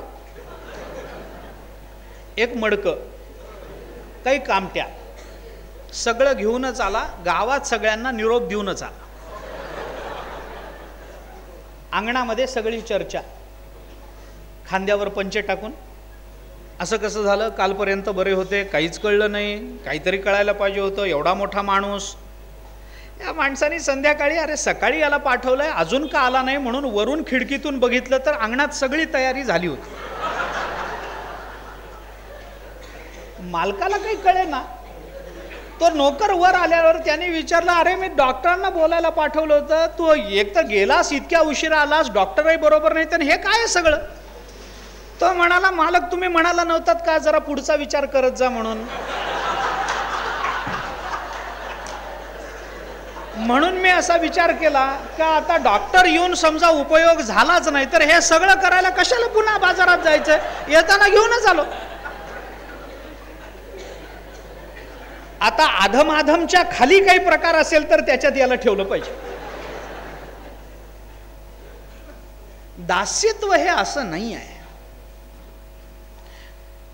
परंतु दास्यत्वामध्ये एक अडचण अनेकांनी निर्माण करण्याचा प्रयत्न केला आहे दास्य भक्तीवर शंका घेताना, की दास्यत्व हे नेहमी माणसाला परावलंबित्वाची जाणीव करून देतं, पराधीनतेची जाणीव करून देतं. दास्यत्व हा असा विचार आहे की जिथे कायम पराधीनतेची जाणीव होते, कायम परावलंबित्व असतं, काही स्वतःच्या मर्जीनं चालता येत नाही, कायम पारतंत्र्यामध्ये राहावं लागतं. त्याने उठ म्हटलं की उठायचं, त्याने बस म्हटलं की बसायचं, त्याने जा म्हटलं की जायचं, त्याने जवळ ये म्हटलं की यायचं. तसं म्हटलं तर हे दास्यत्व सोपं नाही आहे, सोपं नाही आहे. दास म्हणून घे, तुकाराम महाराजांनी म्हटलंय, म्हणविता त्यांचे दास पुढे असं उरे नाही. दास म्हणून घ्या, त्याचे हेतू काय ते वेगळे, ते आत्ताच चिंतन करत. भर्तृहरीने एके ठिकाणी म्हटलंय, सेवा धर्मो परमगहनः योगिनामपि अगम्यः. सेवा धर्म हा इतका कठीण आहे की योग्यांनाही कळत नाही, इतकी गहन आहे ती सेवा. परावलंबित्व, पराधीनता, पारतंत्र्य, आणि जगतामध्ये कोणी जरी मनुष्य असला तरी त्याला पारतंत्र्यात राहावं कधीही वाटत नाही. मग दास्यत्वाला काय अर्थ राहिला, अशी शंका उपस्थित करतात लोक. त्याचं उत्तर देऊन जातो, अधिक बोलायचं कारण नाही. त्याचं उत्तर एवढं एका वाक्यात बोलतो, दास्यत्वाचा विचार जो प्रपंचामध्ये केला जातो त्या विचारामध्ये कदाचित ही शंका निर्माण होईल, पण परमार्थामध्ये होत नाही. त्याचं कारण असं, एका वाक्यामध्ये जर सांगायचं झालं तर संसारात प्राप्त होणाऱ्या स्वातंत्र्यापेक्षा परमार्थातलं पारतंत्र्य हे जीवनाचा उद्धार करणारं असतं, हे विसरून चालणार. संसारातलं स्वातंत्र्य आमचा उद्धार करू शकत नाही, पण परमार्थातलं पारतंत्र्य आमचा उद्धार करतं आपला. म्हणून तर ज्ञानोबाराय तुकोबारायांनी हे काम केलंय, घालोनिया भार राहिलो निश्चिंती, निरविले संती विठोबासी. तुका म्हणे घालू तयावरी बार, वाहू हा संसार देवा पायी. तुका म्हणे माझे तुम्हा संतावरी ओझे. पारतंत्र्य आहे, मी तुमच्यावर ओझं टाकलंय, तुम्ही म्हणाल ते माझ्या बाबतीत होणार आहे, मी परतंत्र आहे, पण कुणाच्या अंकित झालो याला महत्व आहे का नाही? अहो, संसाराचं स्वातंत्र्य ठेवण्यापेक्षा तुकोबारायांचं पारतंत्र्य स्वीकारलेलं केवढं चांगलं आहे, ते आमच्या जीवनाचं कधी अहित करणार नाही. हा संसार स्वातंत्र्याच्या नावाखाली काय स्वैराचार करायला लावेल सांगता येत नाही. पण तुकाराम महाराजांच्या आज्ञेत राहायची सवय लागली, संतांच्या आज्ञेत, भगवंताच्या आज्ञेत राहायची सवय लागली, तो परमात्मा आमच्या जीवनाचं अकल्याण करणार नाही. पारतंत्र्य हा विषय कदाचित कुणाच्या मनामध्ये वेगळे विषय निर्माण करेल, परंतु परमार्थामधलं पारतंत्र्य हे जीवनाचं कल्याण करणार.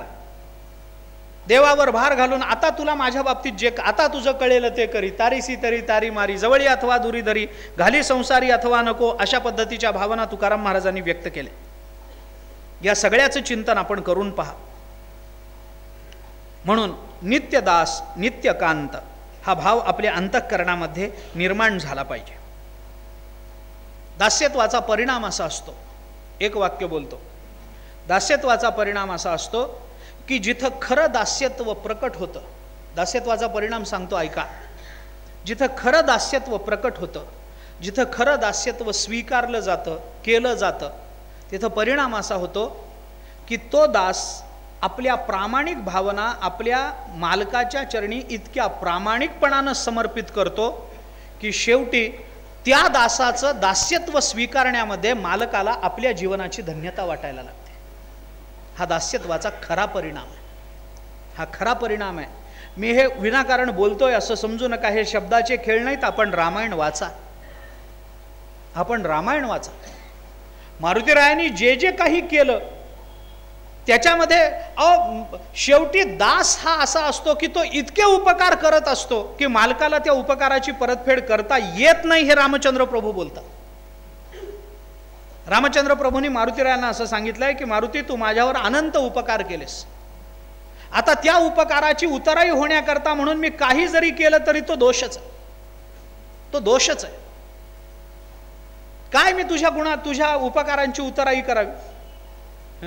दुसऱ्याने केलेल्या उपकारातून उतराई होण्याचा प्रयत्न करणं म्हणजे ज्याने उपकार केलेत त्यांनी संकटात यावं अशी याचना करणं.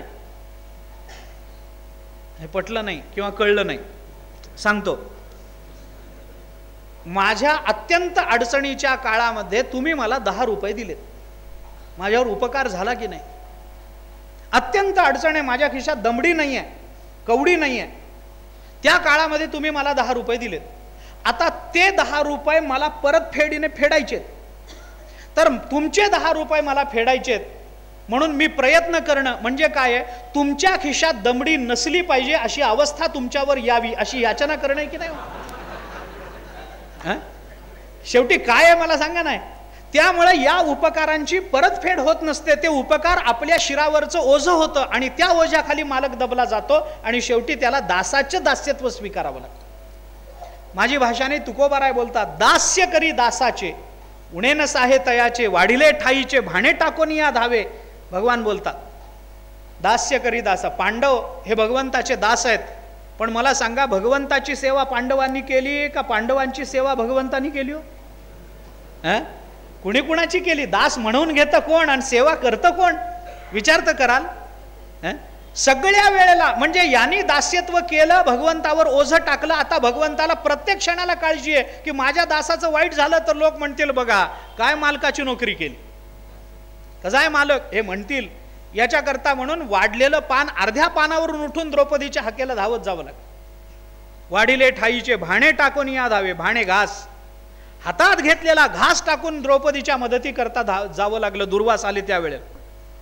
आपल्याला सगळ्यांना कल्पना आहे, मागे बोलू नाही आलोय आपण. त्या दुर्योधनाने चातुर्मास केला,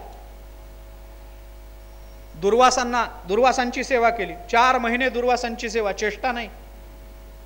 दुर्वास संतुष्ट झाले, वर मागितला, मला सांगितला बाग तुला काय पाहिजे. एखादा असता तर दुर्वासांकडे मागितलं असतं की बाबा मला मुक्त करा, मला अमुक करा, काही सांगितलं. पण दुर्योधन येतो, तो म्हणाला काही नाही, माझं जसं पाहुणचार स्वीकारला तसा पांडवांचाही स्वीकारा एवढी विनंती. आता हे होते वनवासामध्ये, त्यांच्याजवळ यांना देण्याकरता काही नाही. ते म्हणाले जातो. आणि जाताना दुर्वास सांगून गेले, दुर्योधना तू ज्या भावनेने मला पांडवांकडे पाठवतोयस तू तुझी भावना कधीही सफल होणार नाही, लक्षात ठेव. अरे त्यांचा पाठीराखा परमात्मा आहे, मी जाऊन काय करणार. गेले, संध्याकाळी गेले. 10,000 शिष्य बरोबर आहेत आणि संध्याकाळी वनवासात असणाऱ्या पांडवांना जाऊन म्हणाले मला जेवण करायचंय, संध्या करून येतो तोपर्यंत जेवण तयार करा. संध्या व्हायला सायं संध्येला जास्तीत जास्त अर्धा तास लागतो, जास्तीत जास्त 15 मिनिटात व्हायला. केली तर न करणाऱ्यांचा काही विषय, केली तर 15 मिनिटात होते.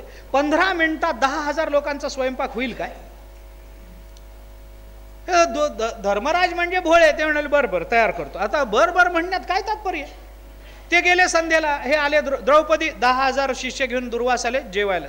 द्रौपदी म्हणाली मी नाही देऊ शकत. म्हणे सामर्थ्य आहे, म्हणे सामर्थ्य आहे पण घरात तांदूळ पाहिजेत ना शिजवून घालायला. घालणारी आहे हो, पण तांदूळ पाहिजेत ना, आणून द्या. ते धर्मराजाने सांगितलं तुझी ती सूर्याची थाळी आहे ना ग, त्या थाळीतून किती अन्न येतं. द्रौपदी म्हणाली ती थाळी आहे बरोबर, पण त्या थाळीचं असं आहे ती एकदा पालथी घातली की काही होत नाही. तिच्यातून अन्मितिक मगाशीच आपली जेवण झाली, मी पालथी टाकून दिली. कारण पांडव हे सूर्यास्ताच्या आत जेवण करत होते वनवासामध्ये, असं त्यांची दिनचर्या आहे. सगळी दिनचर्या साधकाची जीवनचर्या अशीच असली पाहिजे. सूर्यास्ताच्या आत जेवण झालं पाहिजे साधकाचं, आणि तब्येतीच्या दृष्टीने तेच योग्य. आपण हा प्रयोग करून बघा, मी केलेत म्हणून सांगतो. आपण हा सूर्यास्ताच्या आत जेवण झालं पाहिजे. ते आयुर्वेदामध्ये अशा अर्थाचा एक विचार आहे, हाच नाही, अशा अर्थाचा एक विचार. ज्याला आपल्या जीवनाचं कल्याण करून घ्यायचंय त्यांनी 2 पथ्य पाळली पाहिजे. कोणती कोणती? ज्याला आपल्या जीवनाचं कल्याण करून घ्यायचंय त्यांनी सूर्योदय कधी बघायचा नाही. सांगतो, सूर्योदय त्यांनी कधी बघायचा नाही आणि सूर्यास्तानंतर जेवायचं नाही. 2 पथ्य पाळायचे. सूर्यास्तानंतर जेवायचं नाही हे ठीक आहे, पण त्यांनी सूर्योदय बघायचा नाही. याचा अर्थ सूर्योदय व्हायच्या आत उठून कामाला लागलं पाहिजे, तर जीवनाची धन्यता होते. सूर्योदय बघायचा नाही. माणसं सूर्योदय बघायलाही उठत नाहीत. सूर्योदय बघायचा नाही त्यांनी. सूर्य उगवायच्या आत सकाळी उठायचं आणि कामाला लागायचं आपल्या, तरच जीवनाची धन्यता होऊ शकते. ज्याला कल्याणाची अपेक्षा आहे त्यांनी सूर्योदय बघायचा नाही, अशा अर्थाची म्हण आहे आयुर्वेदामध्ये. असो तो विषय. गेले, त्यांनी सांगितलं पालथी घातली. आता काय? ते दुर्वास आहेत. दुसरे कोणी असते तर विनंती केली असती, उद्या या बाबा सकाळी म्हणून. पण हे दुर्वास आहेत, ते म्हणतील नाही नाही अन्न नाही म्हणलं शाप देतील, भस्म करतील. काय करायचं? काही नाही, मी नाही काही करू शकत. आता हे घाबरले धर्मराज, काय करायचं? मग आता द्रौपदीला विनंती. मग द्रौपदी म्हणाली, आता माझ्याकडे एकच उपाय आहे, भगवान श्रीकृष्ण. उपाय दुसरा नाहीच आहे. द्वारकेचा राणा, पांडवा घरी. झालं, भगवंताची प्रार्थना केली. भगवान जेवायला बसले होते. द्रौपदीची हाक ऐकली, हातातला घास बाजूला ठेवला. तसे पानावरून उठले, द्रौपदीकडे आले आणि द्रौपदीला म्हणाले, द्रौपदी तुझी सगळी कामं करतो, मला आधी जेवायला वाढ. द्रौपदी म्हणाली, अहो तुम्हाला काय जेवायला वाढू? तुम्हाला जेवायला वाढायला बोलवलंय. तुम्हाला काय जेवण देऊ? म्हणे काही नाही देण्यासारखं काही नाही. मग काय करायचं? मग आता द्रौपदी तुझ्याजवळ थाळी आहे. म्हणाली, अहो ती पालथी टाकली, झालं, काही उपाय संपलेत म्हणून तर तुमच्या चरणाशी आले. ती म्हणाली, ते भगवान म्हणाले ती थाळी तरी आण. भगवंतानी ती थाळी आणली. ती द्रौपदीने आली, भगवंताच्या हातामध्ये दे.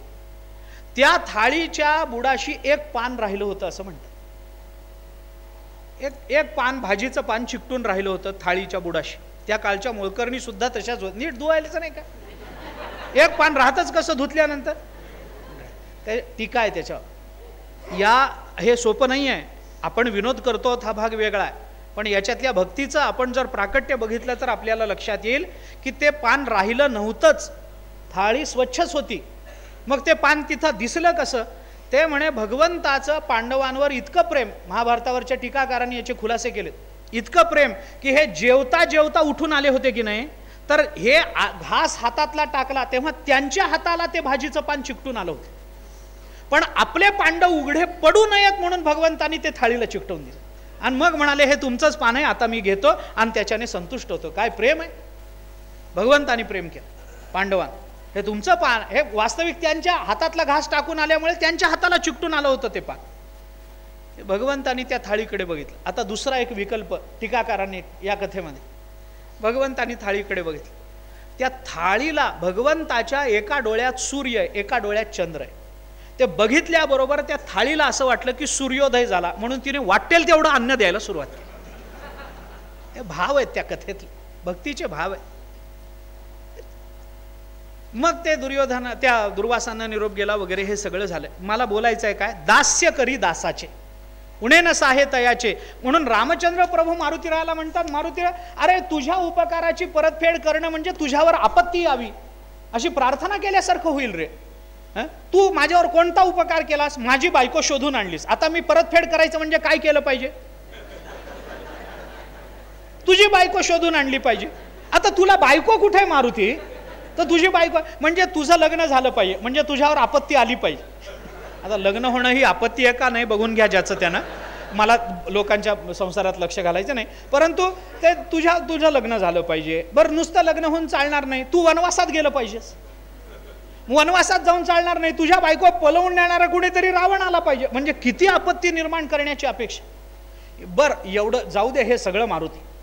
तुझे जे उपकार माझ्यावर आहेत त्या उपकारातून उतराई होण्याकरता समजा मी माझा प्राण द्यायचा ठरवला. रामचंद्र प्रभू बोलतात, समजा मी माझा प्राण द्यायचा ठरवला तर काय होईल? काय होईल? रामचंद्र प्रभू म्हणतात, एकैकस्योपकाराय प्राणान दास्यामि ते कपे. तुझ्या दास्याकरता माझा एक एक प्राण एकेका उपकाराकरता द्यायचं जर ठरवलं तर शेषस्योपकाराणाम भवाम ऋणिनो वयम. काय होईल? तुझ्या एकेका उपकाराकरता मी माझा प्राण द्यायचा ठरवला तर जास्तीत जास्त 5 उपकार फिटतील.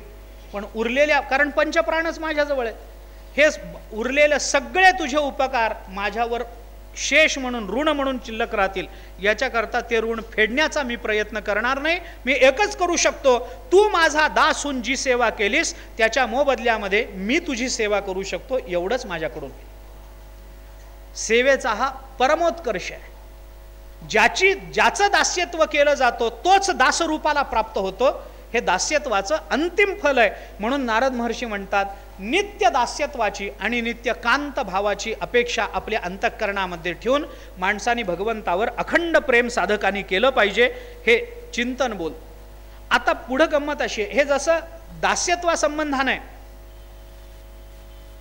तसंच हा दुसरा विचार आहे तो कांता संबंधान. भगवंताची पत्नी होणं ही भक्तिशास्त्रातली भक्ताची सर्वोच्च भूमिका मानली गेली. भगवान स्वतः बोलतात, 12वा अध्याय ज्ञानेश्वरीचा आपण काढा. अर्जुना गातो भक्तू तोची योगी तोची मुक्तू तो वल्लभा मी कांत ऐसा पडी.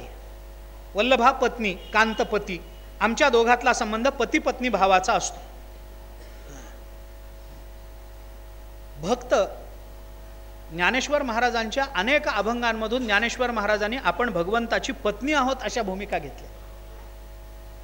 पतिव्रता मी परद्वारिणी वो, किंवा दुरुळू आंबुला केला गे बाई. हे आंबुला म्हणजे पती, दुरुळू आंबुला केला गे बाई या भूमिका काय. पतिव्रता मी परद्वारिणी, परपुरुषेशी व्यभिचारिणी, अशा पद्धतीचे कितीतरी उदाहरणं. तुकोबारांना विचारा, प्रसिद्ध अभंग आहे. हाची नेम आता न फिरे माघारी, बैसले शेजारी गोविंदाचे, घर रिघी झाले पट्टराणी बळे, वरिले सावळे परब्रह्म. सावळे परब्रह्म वरिले म्हणजे काय. वास्तविक ज्ञानोबा आहे पुरुषासारखे पुरुष, तुकोबा आहे पुरुषासारखे पुरुष, पण कांत भावाला प्राप्त झाले, कांता भावाला प्राप्त झाले. आम्ही भगवंताची पत्नी आहोत असं समजायला लागेल. ही अवस्था जीवनामध्ये निर्माण होणं याच्यापेक्षा मोठी अवस्था भक्ताच्या जीवनामध्ये नाही. भगवंताची पत्नी झालं पाहिजे. ते पत्नी होण्यामध्ये काय अधिकार प्राप्त होतो याचा विचार पुष्कळ वेगळ्या अर्थाचा आहे. आपण द्रौपदीचं रुक्मिणी मातेचं पत्र जर वाचलं तर आपल्याला हे कळून येईल. रुक्मिणी माता म्हणते, अहो तुमचं स्वरूपच असं आहे की कोणाला असं वाटणार नाही की मी तुमची पत्नी व्हावं, कोणाला असं वाटणार नाही. ते पत्र आहे ना रुक्मिणी, श्रुत्वा गुणान भुवन सुंदर शृण्वतांते निर्विश्य कर्णविवरयी हरुतोंगतापम रूपम दृशाम दृशिमताम अखिलार्थलाभम त्वयच्युता विशती चित्तम पत्रपम मे कात्वा मुकुंद पदवी कुलशील रूप. कुलशील रूप हे सगळं तुमच्या ठिकाणी असं आहे. विद्या द्रविणधाम भिरात्मतुल्यम. कुणाला वाटणार नाही की आम्ही तुमची पत्नी व्हावं म्हणून.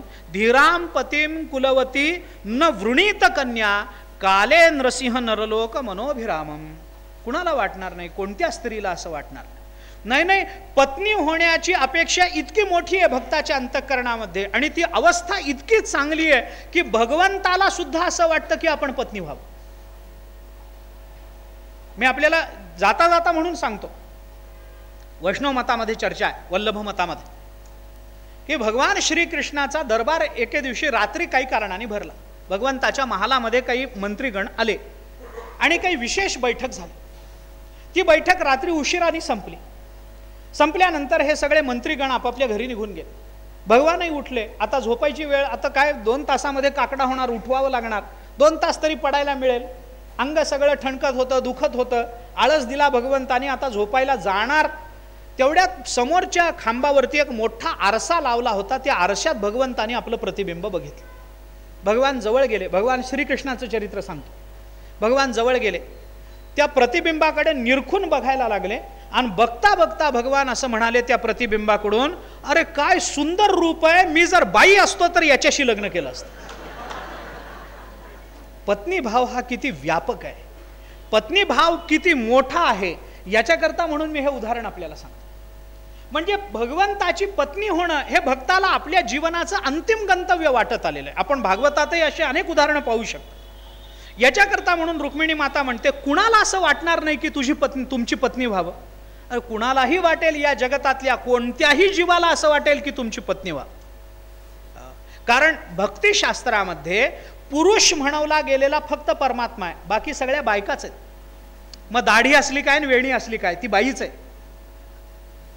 कारण त्याचं कारण आहे, पुरुष शब्दाचा अर्थ काय करायचा. आता ते सगळं लांब आहे प्रकरण. पुरुष शब्दाचा अर्थ काय करायचा? ब्रह्मावगतीर ही पुरुषार्थ. ब्रह्मसूत्राच्या पहिल्या सूत्रावर भाष्य करताना आचार्यांची भाषा आहे. ब्रह्मावगती हीच पुरुष संपन्नता आहे, हाच पुरुषार्थ आहे.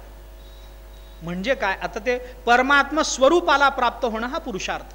आणि जो परमात्मा स्वरूपाला प्राप्त झाला तो पुरुष, दुसरे पुरुष नाहीत, बाकी सगळ्या स्त्रियाच. कारण का? दाढी असणाऱ्यालाही स्त्री म्हणण्याचं कारण एवढंच आहे की कोणताही जीव असला तरी तो प्रकृती कार्य आहे आणि प्रकृतीपासून निर्माण झाला म्हणून त्याला स्त्रीत्व द्यायचं. कारण प्रकृती ही मुळात स्त्री आहे. त्यामुळं तिच्यापासून जे जे निर्माण झालं त्याला सगळ्या स्त्री रूप दिलं वेदांताने. याच्याकरता म्हणून कोणी बघा आपल्याला कुठल्याही मला सांगा, मनुष्य म्हणून जीव म्हणून जन्माला आल्यानंतर आपल्या ठिकाणी जी पहिली वृत्ती निर्माण होते तिचं नाव आहे इच्छा. आईचं दूध प्यावं, इच्छा निर्माण झाली जन्माला आल्याबरोबर. इच्छा हा जो शब्द आहे ना, मला सांगा हा स्त्रीलिंगी शब्द आहे का पुल्लिंगी शब्द आहे? स्त्रीलिंगी.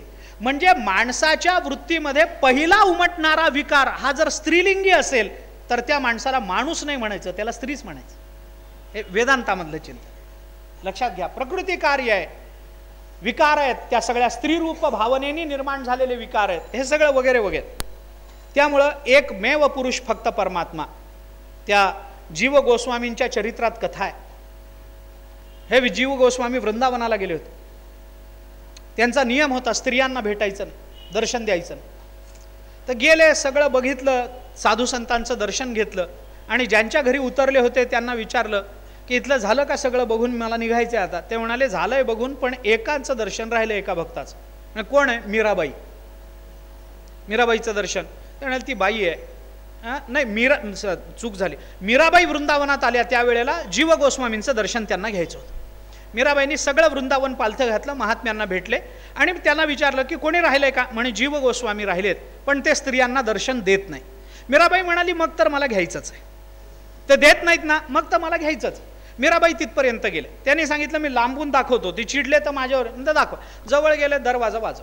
आतून जीव गोस्वामीने विचारलं कोण आहे? मीराबाईंनी सांगितलं मी मीराबाई. जीव गोस्वामीने आतून सांगितलं मी स्त्रियांचं दर्शन घेत नाही, तुम्हाला माहिती नसेल कदाचित माझा नियम, पण मी स्त्रियांना भेटत नाही, त्यामुळं आपण परत जा. ते म्हणाले तुम्ही मला बघा असं मी कुठं म्हणतीये, मला तुम्हाला भेटायचं, तुम्ही मला बघू नका, तुम्ही पाय जोडून उभे राहा, मी पाया पडते निघून जाते. तुम्ही भक्त आहात, देवाचे लाडके आहात, तुमच्या पाया पडण्यात मला माझ्या जीवनाची धन्यता वाटते, तुम्ही बघू नका ना माझ्याकडे मी स्त्री असेल. ते म्हणाले नाही नाही, मला स्त्रियांचा स्पर्शही चालणार नाही. ते म्हणाले ठीक आहे, मी लांबून दर्शन घेते, बाहेर तर याल, दार तर उघडाल. म्हणे नाही नाही, मी तुमच्याशी संवादही करू शकत नाही, आपण जा इथं. मीराबाई गेल्या नाही. पुन्हा पुन्हा दरवाजा वाजव. जीव गोस्वामी चिडले. त्याने सांगितलं तुम्हाला कळत नाही का, तुम्ही स्त्री आहात म्हणून मी तुमच्याबरोबर दाक्षिण्याने वागतोय, याचा अर्थ तुम्ही माझ्या डोक्यावर मिरे वाटावेत असं नाही. मी तुम्हाला एकदा सांगितलं मी स्त्रियांशी संबंध ठेवत नाही, बोलत नाही, त्यांना दर्शन देत नाही, त्यांना बघत नाही, तुम्ही जा इथून, मला तुमच्याशी काही कर्तव्य नाही. रागाने बोलले.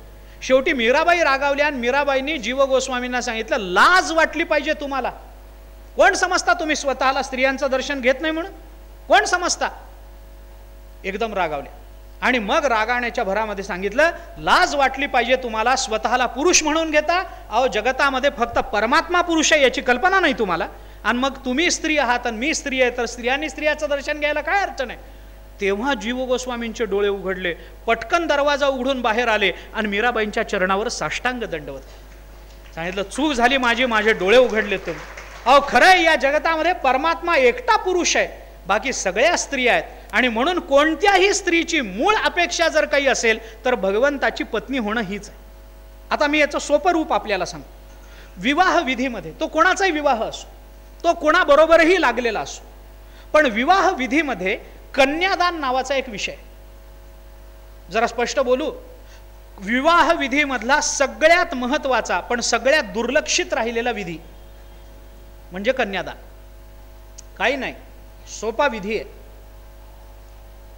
वर त्या वधूचे हात ओंजळ असते, त्याच्या खाली तिच्या आईची ओंजळ असते, त्याच्या खाली तिच्या वडिलांची ओंजळ असते आणि त्याच्या खाली वराची ओंजळ असते. वरून अक्षत आणि पाणी टाकलं जातं, उपाध्याय टाकतो. साधा संकल्प आहे, संकल्प अगदी साधा. संकल्प असा आहे, बा मी काही लग्न लावणारा माणूस नाही, तुम्ही असं बघू नका की आता हे सांगताय तर आपल्याला असं बघू नका. मला संकल्प, माझं जे चाललंय ते बरं चाललंय, मला ते करायचंही काम नाही आहे. मी सरळ भाव सांगतो, त्याच्यामध्ये संकल्पामध्ये एवढाच भाव असा आहे की मी माझी लक्ष्मी स्वरूप असणारी कन्या विष्णू स्वरूप असणाऱ्या या वराला प्रदान करतो आहे, एवढाच संकल्प आहे. त्या वडिलांकडून तो संकल्प उच्चारला जातो, वधूपित्याकडून. त्याच्यामध्ये मी माझी लक्ष्मी स्वरूप असणारी कन्या विष्णू स्वरूप असणाऱ्या वराला प्रदान करतो आहे, असा संकल्प. म्हणजे कोणत्याही स्त्रीचा विवाह हा विष्णूशीच होत असतो आणि तीच तिची मुख्य भावना असते. त्यामुळं लग्नामध्ये ते हळद वगैरे लागून जे तेज येतं ना, म्हणून लग्नामध्ये त्या वधूवरांच्या ठिकाणी लक्ष्मी विष्णूचं सानिध्य असतं असं मानलं जातं.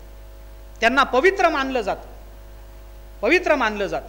म्हणून त्या विवाह विधीमध्ये, ऐका आता हे सगळं सांगणं म्हणजे विनाकारण वेळ घालवणं नाही, पण तरी त्यांना त्या कुटुंबाला विटाळ जरी पडला, अशौच जरी आलं तरी वधू आणि वराला कोणताही विटाळ नसतो, कारण परमात्म्याला कधी विटाळ नसतो, कधीच नाही, कधीच नाही. वधूवराला कोणताही अशौच लागत नाही. हां, फक्त वधू, तेही आता देवक बसवल्यानंतरचा तर विषयच वेगळा, ते सगळं धर्मशास्त्र झालं, आता त्याचा विषय करण्याचं काही कारण नाही आहे. परंतु आपणही म्हणतो की नाही, काय लक्ष्मीनारायणाचा जोडा आहे म्हणतो की नाही आपण, हे लक्ष्मीनारायणाचा जोडा. बरं, कुणाच्याही लग्नात ती काळी कभिन्न असली तरी लक्ष्मी आहे, आणि तो कितीही वाईट दिसत असला तरी तो नारायण.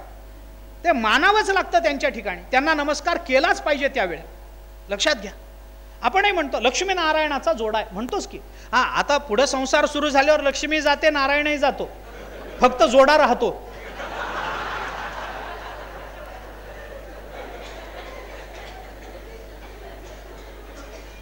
आणि शक्यतो तोही तिच्या हातात.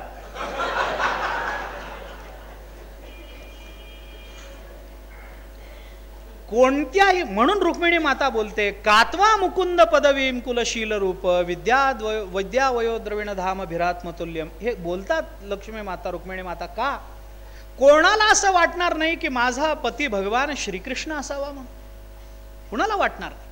प्रत्येक स्त्रीला. म्हणून भगवान पती म्हणून मिळणं याच्यामध्ये सत्यभामेला नारदांनी याच कारणाने फसवलं होतं.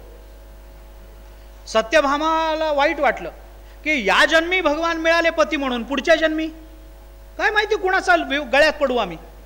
चिंता, नारद आले, आईसाहेब चिंताग्रस्त दिसता. म्हणे हो, काय झालं? म्हणे हो, या जन्मात मला भगवान पती म्हणून मिळाले, पुढच्या जन्मात. नारद महर्षी म्हणाले माझ्याकडे उपाय. म्हणे काय उपाय? नारदांनी सांगितलं काय नाही, पुढच्या जन्मी आपल्याला जे मिळावं वाटतं ते या जन्मी दान करावं.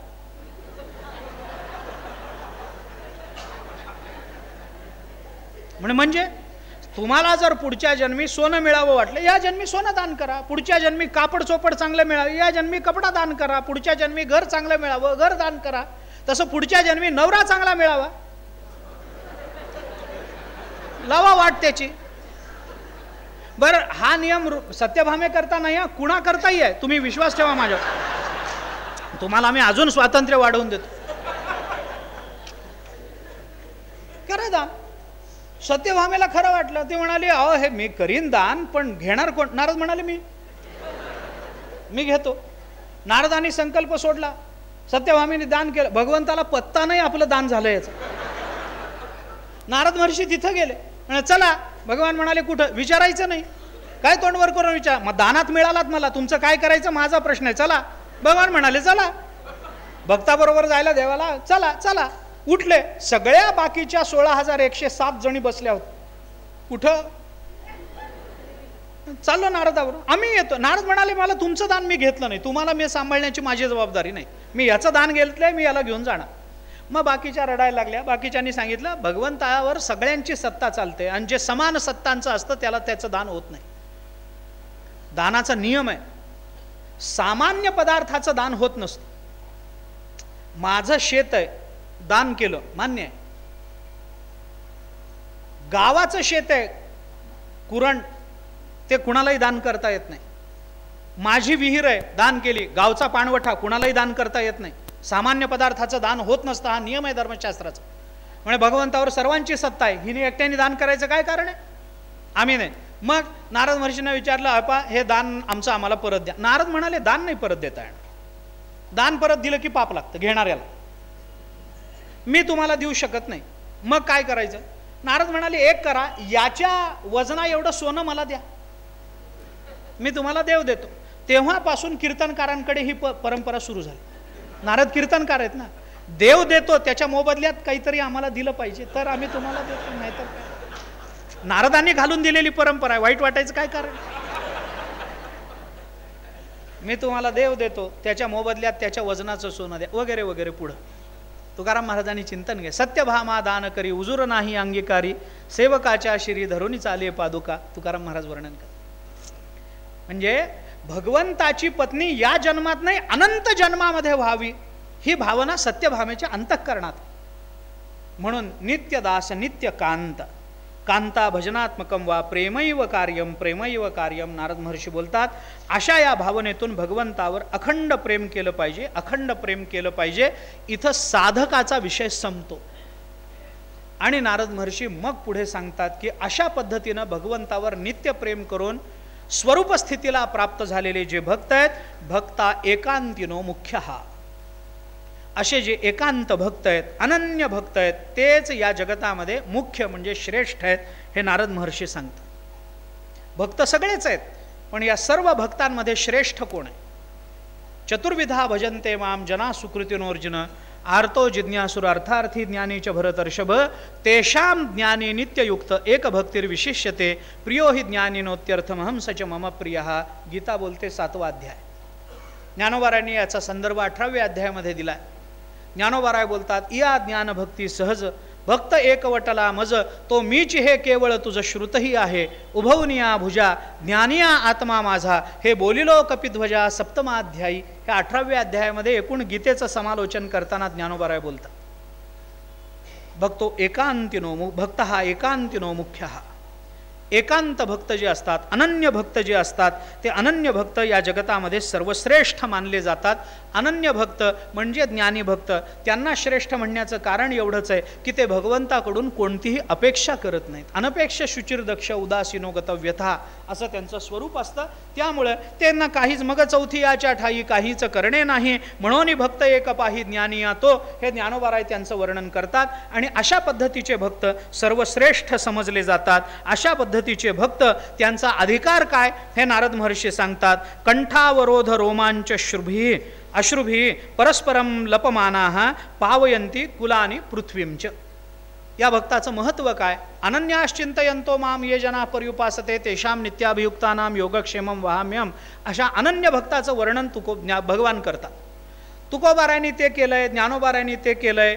अनन्यता कशी असते, अनन्यता म्हणजे काय असते, अन्याश्रयाणाम अनन्यता वगैरे येऊन गेलेत आपल्याला विषय. असा अनन्य जो भक्त असतो, अनन्य भक्त म्हणजे त्याला परमात्म्याशिवाय दुसरं काहीच नसतं. त्याला स्वतःचं शरीरही स्वतःचं नसतं, इतका तो अनन्य असतो. त्याला स्वतःचा विचारही स्वतःचा नसतो, इतका तो अनन्य असतो. त्याला दुसरं काहीच माहिती नसतं, इतका तो अनन्य असतो. ही अनन्यता मोठी गमतीची आहे. त्या भक्तिशास्त्रामध्ये मी अनेक वेळेला सांगितलेली आहे, पण पुन्हा सांगतो. भक्तिशास्त्रामध्ये अशी कथा येते, ते वल्लभ दर्शनामध्ये ते जे आचार्य असतात त्यांची परिक्रमा आहे गोकुळाच्या भोवती. त्या मोठमोठ्या परिक्रमा आहेत. तर ते एक परिक्रमा निघाली, ते आचार्य आपल्या शिष्यांना घेऊन निघाले आणि गोकुळाच्या बाहेर त्यांचा मुक्काम पडला. त्यांच्या परिक्रमेमध्ये काय असतं की ते सगळं रात्री जेवण वगैरे झाल्यानंतर ते गुरुजी जे असतात त्या व्यासपीठावर खुर्चीवर वगैरे बसतात आणि त्यांचा भक्त परिवार खाली बसलेला असतो आणि काहीतरी प्रश्न चर्चा वगैरे काही विशेष विषयांनी सुरू राहतात. तर त्यांची चर्चा सुरू झाली, त्याला दरबार म्हणतात. तो दरबार भरला. तर एक गोपाळ गोकुळामध्ये राहणारा मथुरेमध्ये काही माल विकला, दूध वगैरे विकला, पैसे करून त्याचे काही तांदूळ ज्वारी वगैरे पोतं घेऊन डोक्यावर घेऊन निघा. त्याने बघितलं कोणी सगळे खाली बसलेत, एक जण कोणी प्रवचन करतोय. त्याला वाटलं कृष्णाच्या संबंधानं काही ऐकायला मिळेल, चरित्र वगैरे, बसावं.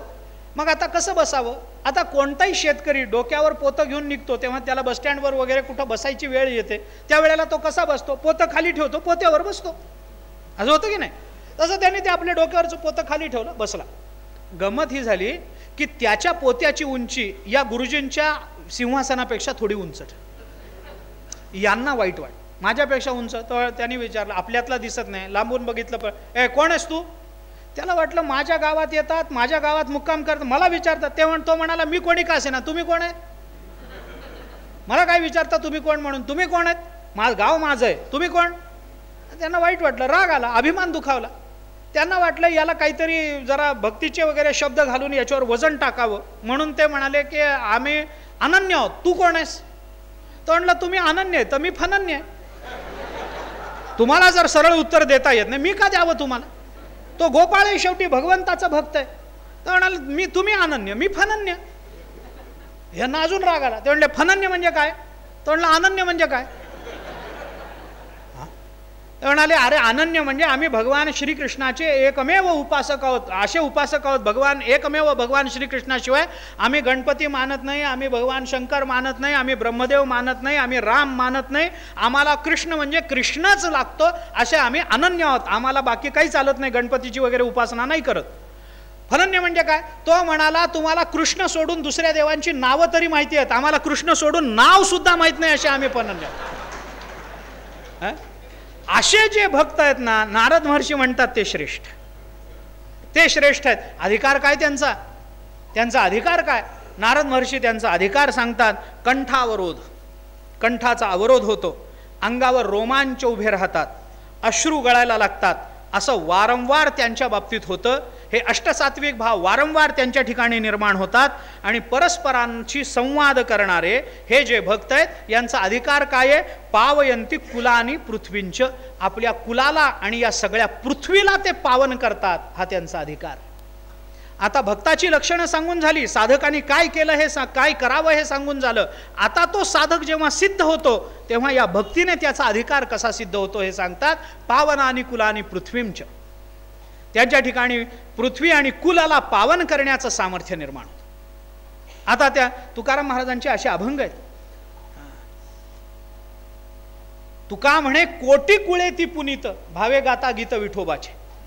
एक कुळ नाही, कोट्यावधी कुल पुनीत होतात. कुणाची, जो भगवंताचं भजन करतो त्याची. मोठं गोड चिंतन तुकाराम महाराजांनी केलं. सारासार विचार करा उठा उठी, नामधरा कंठी विठोबाचे वगैरे. मग त्यांना ओळखायचं कसं. हे भक्त आहेत, हे बाहेरून ओळखू येतं काय. मग ओळखण्याचं लक्षण नारद महर्षी सांगतात. कंठावरोध, रोमांच, अश्रुभी, हे काय 4 लक्षणं सांगितले. पण इथं हे 3 लक्षणं पहिली जी आलेली आहेत ही उपलक्षणाने घ्यायची. अष्टसात्विक, वारंवार त्यांच्या ठिकाणी अष्टसात्विक भाव निर्माण. काही नाही, समोर कोणी नसतं पण त्यांचा कंठावरोध होतो, त्यांच्या डोळ्यातून पाणी गळायला लागतं, त्यांच्या अंगावर रोमांच उभे राहतात. म्हणजे हे कशात होतं, हे भगवत चिंतनात. आणि भगवत म्हणजे त्यांचं अखंड भगवत चिंतन चालू आहे, हे बाहेरच्या रूपावरून ओळखून घ्यायचं. आणि सर्वात महत्त्वाचं म्हणून परस्परं लपमाना, जे एकमेकांना भेटल्याशिवाय देवाशिवाय दुसरं काही बोलत नाहीत, हे त्यांचं अजून एक लक्षण. एकमेकांना का हो 7वा वेतन आयोग सुरू झाला का हे बोलत नाहीत ते, हे त्यांचं बोलणं नसतं. का हो तुमच्याकडे कोण आलं, किती आले भाजपन, किती आले काँग्रेस, हे बोलत नाहीत ते बोलतात बाबा देवाचं चिंतन, परस्परं लपमाना. काय करतात ते, दुसरं तिसरं काही करत नाहीत, फक्त भगवत चर्चा करतात. तुकाराम महाराजांनी म्हटलंय नका माझं पाशी वदो प्रपंचाचे विषय, माझ्याजवळ येऊन प्रपंचाबद्दल बोलूच नका हो. तुम्ही बोलायचं असेल तर देवाबद्दल बोला, नाही तर येऊ नका जाऊ. ते फक्त आणि फक्त देवाबद्दल बोलतात. अभ्यासाचा विचार करताना हीच भूमिका मांडली गेली. आणि ते कुळाला आणि पृथ्वीला पावन करतात. कशा पद्धतीनं. तीर्थी कुर्वंती तीर्थाने, सुकर्मी कुर्वंती कर्माणे, सत्शास्त्री कुर्वंती शास्त्राणी. असे हे अष्टसात्विक भावानं युक्त असणारे भक्त तीर्थांना सुतीर्थ बनवतात, कर्मांना सुकर्म दशेला प्राप्त करून देतात आणि शास्त्रांना सत्शास्त्र स्वरूप बनवतात. हा त्यांचा फार मोठा अधिकार सांगितला गेला. म्हणजे हे भक्त जेव्हा जातात त्यावेळेला तिथं आपल्याला मी एक छोटंसं उदाहरण सांगेन आणि पुढे जाईन. या सूत्रामध्ये जास्त अडकणारही नाही कारण याला उदाहरणं खूप आहेत. आपण चिंतन करून पहा. आपण पुंडलिकाचं चरित्र वाचतो.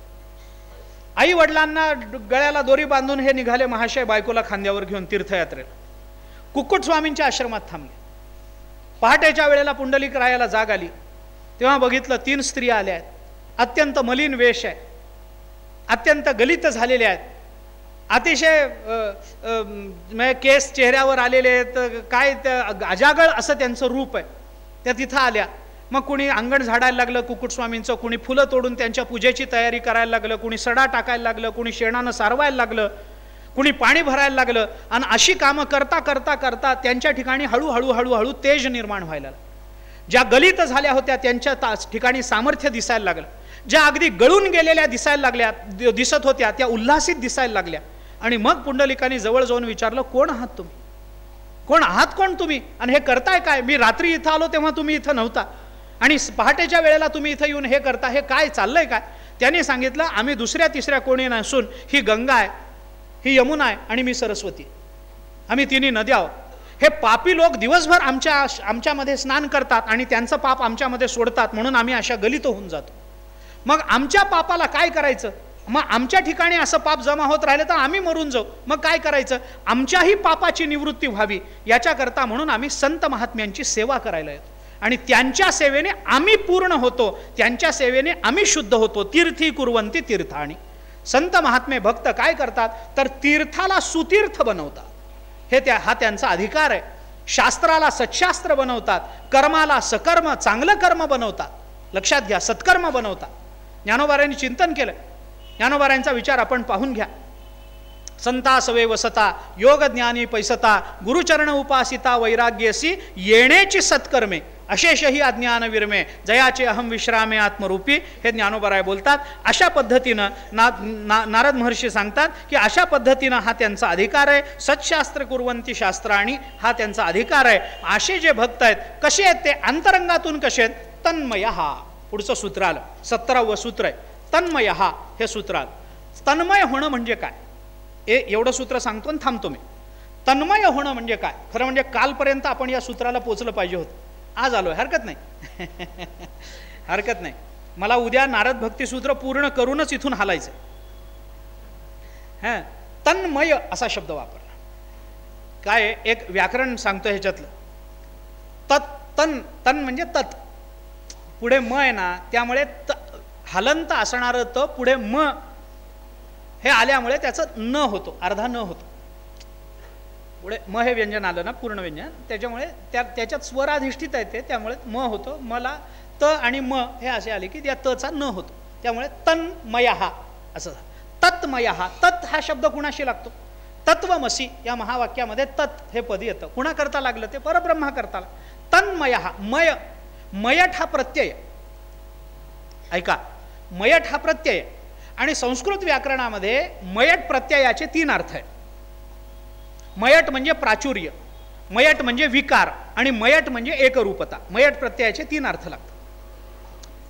आचार्यांनी याचा विचार केला. आनंदमयोभ्यासात नावाचं सूत्र येतं ब्रह्मसूत्रामध्ये. त्या सूत्रावर भाष्य करताना आचार्यांनी हे सगळे चिंतन केलं. मयट प्रत्ययाचे 3 अर्थ. मयट म्हणजे प्राचुर्य. उदाहरण सांगतो म्हणजे कळेल. पावसाळा आला आणि जर चांगला पाऊस पडला तर वर्तमानपत्रामध्ये एक बातमी कायम येतेच. लातूरवर मध्ये भरपूर पाऊस झाला तर स्थानिक वर्तमानपत्रामध्ये बातमी येते, लातूर जलमय. मयट प्रत्यय वापरला की नाही? जलमय म्हणजे काय? म्हणजे लातूरमध्ये आता जलच जल, आता पाय ठेवायला सुद्धा जमीन शिल्लक नाही, असा अर्थ आहे का हो त्याचा? नाही. पाण्याचं प्राचुर्य झालं, प्राबल्य झालं. याचा अर्थ जमीन सगळी संपून गेली आणि लातूर पाण्यामध्ये बुडून गेलं असं होत नाही. जलमय याचा अर्थ जलाचं अधिक्य झालं इथे. मयट हा प्रत्यय प्राचुर्य या अर्थाने येतो. नाहीतर मयट हा प्रत्यय विकार या अर्थाने येतो. शब्द सांगतो. मृण्मय. मृण माती, एखादं मातीचं मडकं, मातीची परात, मातीची सुरई, रांजण असं असतं की नाही, याला मृण्मय पात्र असं म्हणतात. मृण्मय, मृत मातिका, मृत म्हणजे मातिका, माती, मृत्तिका, मृत म्हणजे मृत्तिका, माती. आता मृण्मय म्हणजे काय? मातीचा तो विकार आहे. विकार म्हणजे कार्य या अर्थाने. मातीचं कार्य आहे ते, तो घट असेल, ती सुरई असेल, तो रांजण असेल, त्याला मृण्मय म्हणतात. विकार हा मयट प्रत्ययाचा दुसरा अर्थ आहे. आणि मय शब्दाचा तिसरा अर्थ आहे एकरूपता. एकरूपता. गंगा समुद्राकडे गेली आणि समुद्राशी एकरूप झाली असं आपण म्हणतो की नाही? तुकाराम महाराजांचे शब्द सांगतो. तुका म्हणे, गंगा सागर संगमी अवघ्या झाल्या उर्मी एकमय. मय, एकमय. मयट प्रत्ययाला मय म्हणजे एकरूपता. तन्मय हा म्हणजे त्या रूपाला तो प्राप्त झाला, स्वरूपाला प्राप्त झाला, एकरूप झाला असा अर्थ. कुणाला? तत्शिव एकरूप झाला. तत् कोण आहे? परब्रह्म, परमात्म्याशी तो एकरूप झाला. अशा पद्धतीनं वीतराग भय क्रोध हा मनमया मामुपाश्रिता, मनमय असा शब्द भगवंतानी भक्ताच्या संबंधामध्ये लावला. बहो ज्ञान तपसा पूता मद्भाव भाविता वगैरे हे शब्द पुन्हा येतात. अशा पद्धतीनं तो तन्मय झाला. हे सगळं नारद महर्षी सांगतात. आणि नारद महर्षी मग पुढं अशा भक्तांमुळे समाजावर, पृथ्वीवर काय परिणाम होतो हे सांगताना सांगितलंय. मोदंती पितरो नृत्यंती देवता सनाथा चेयंबूर भवती. एक चिंतन नारद महर्षी सांगतात, अशा भक्तांमुळे काय होतं? मोदंतो पितरो, पितरांना फार आनंद प्राप्त होतो. नृत्यंती देवता, अशा भक्तांना बघून देवता नाच करायला लागतात. आणि सगळ्यात महत्त्वाचं सनाथा च इयम भूर भवती, ही जी पृथ्वी आहे या अशा भक्तांमुळे सनाथ होते. जर असे भक्त या पृथ्वीवर महाराष्ट्रामध्ये ज्ञानोबाराय तुकोबाराय झाले नसते तर महाराष्ट्र अनाथ झाला असता. तुकाराम महाराजांचा अवतार झाल्यामुळं महाराष्ट्र सनाथ झाला. एकनाथ महाराजांचा अवतार झाल्यामुळं आपण एकनाथामुळे सनाथ झालो आहोत, हे लक्षात घ्या. जर संत झाले नसते, मी अनेक वेळेला हे सांगत आलोय, ज्ञानोबाराय तुकोबारायांच्या नंतर आपण जन्माला आलो हे आपलं केवळ आणि केवळ भाग्य आहे.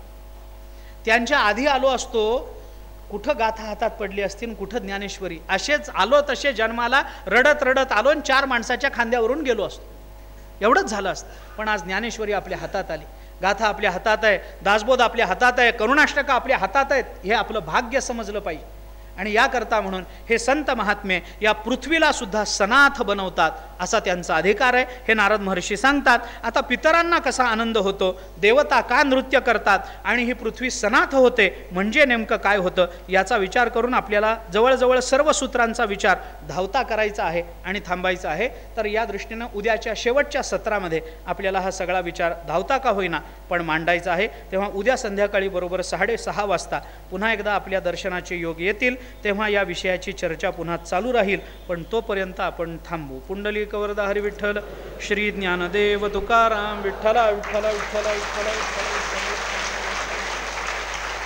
पुंडलिक वरदा हरी विठ्ठल, श्री ज्ञानदेव तुकाराम, माऊली ज्ञानेश्वर महाराज की जय. जगद्गुरु तुकाराम महाराज की.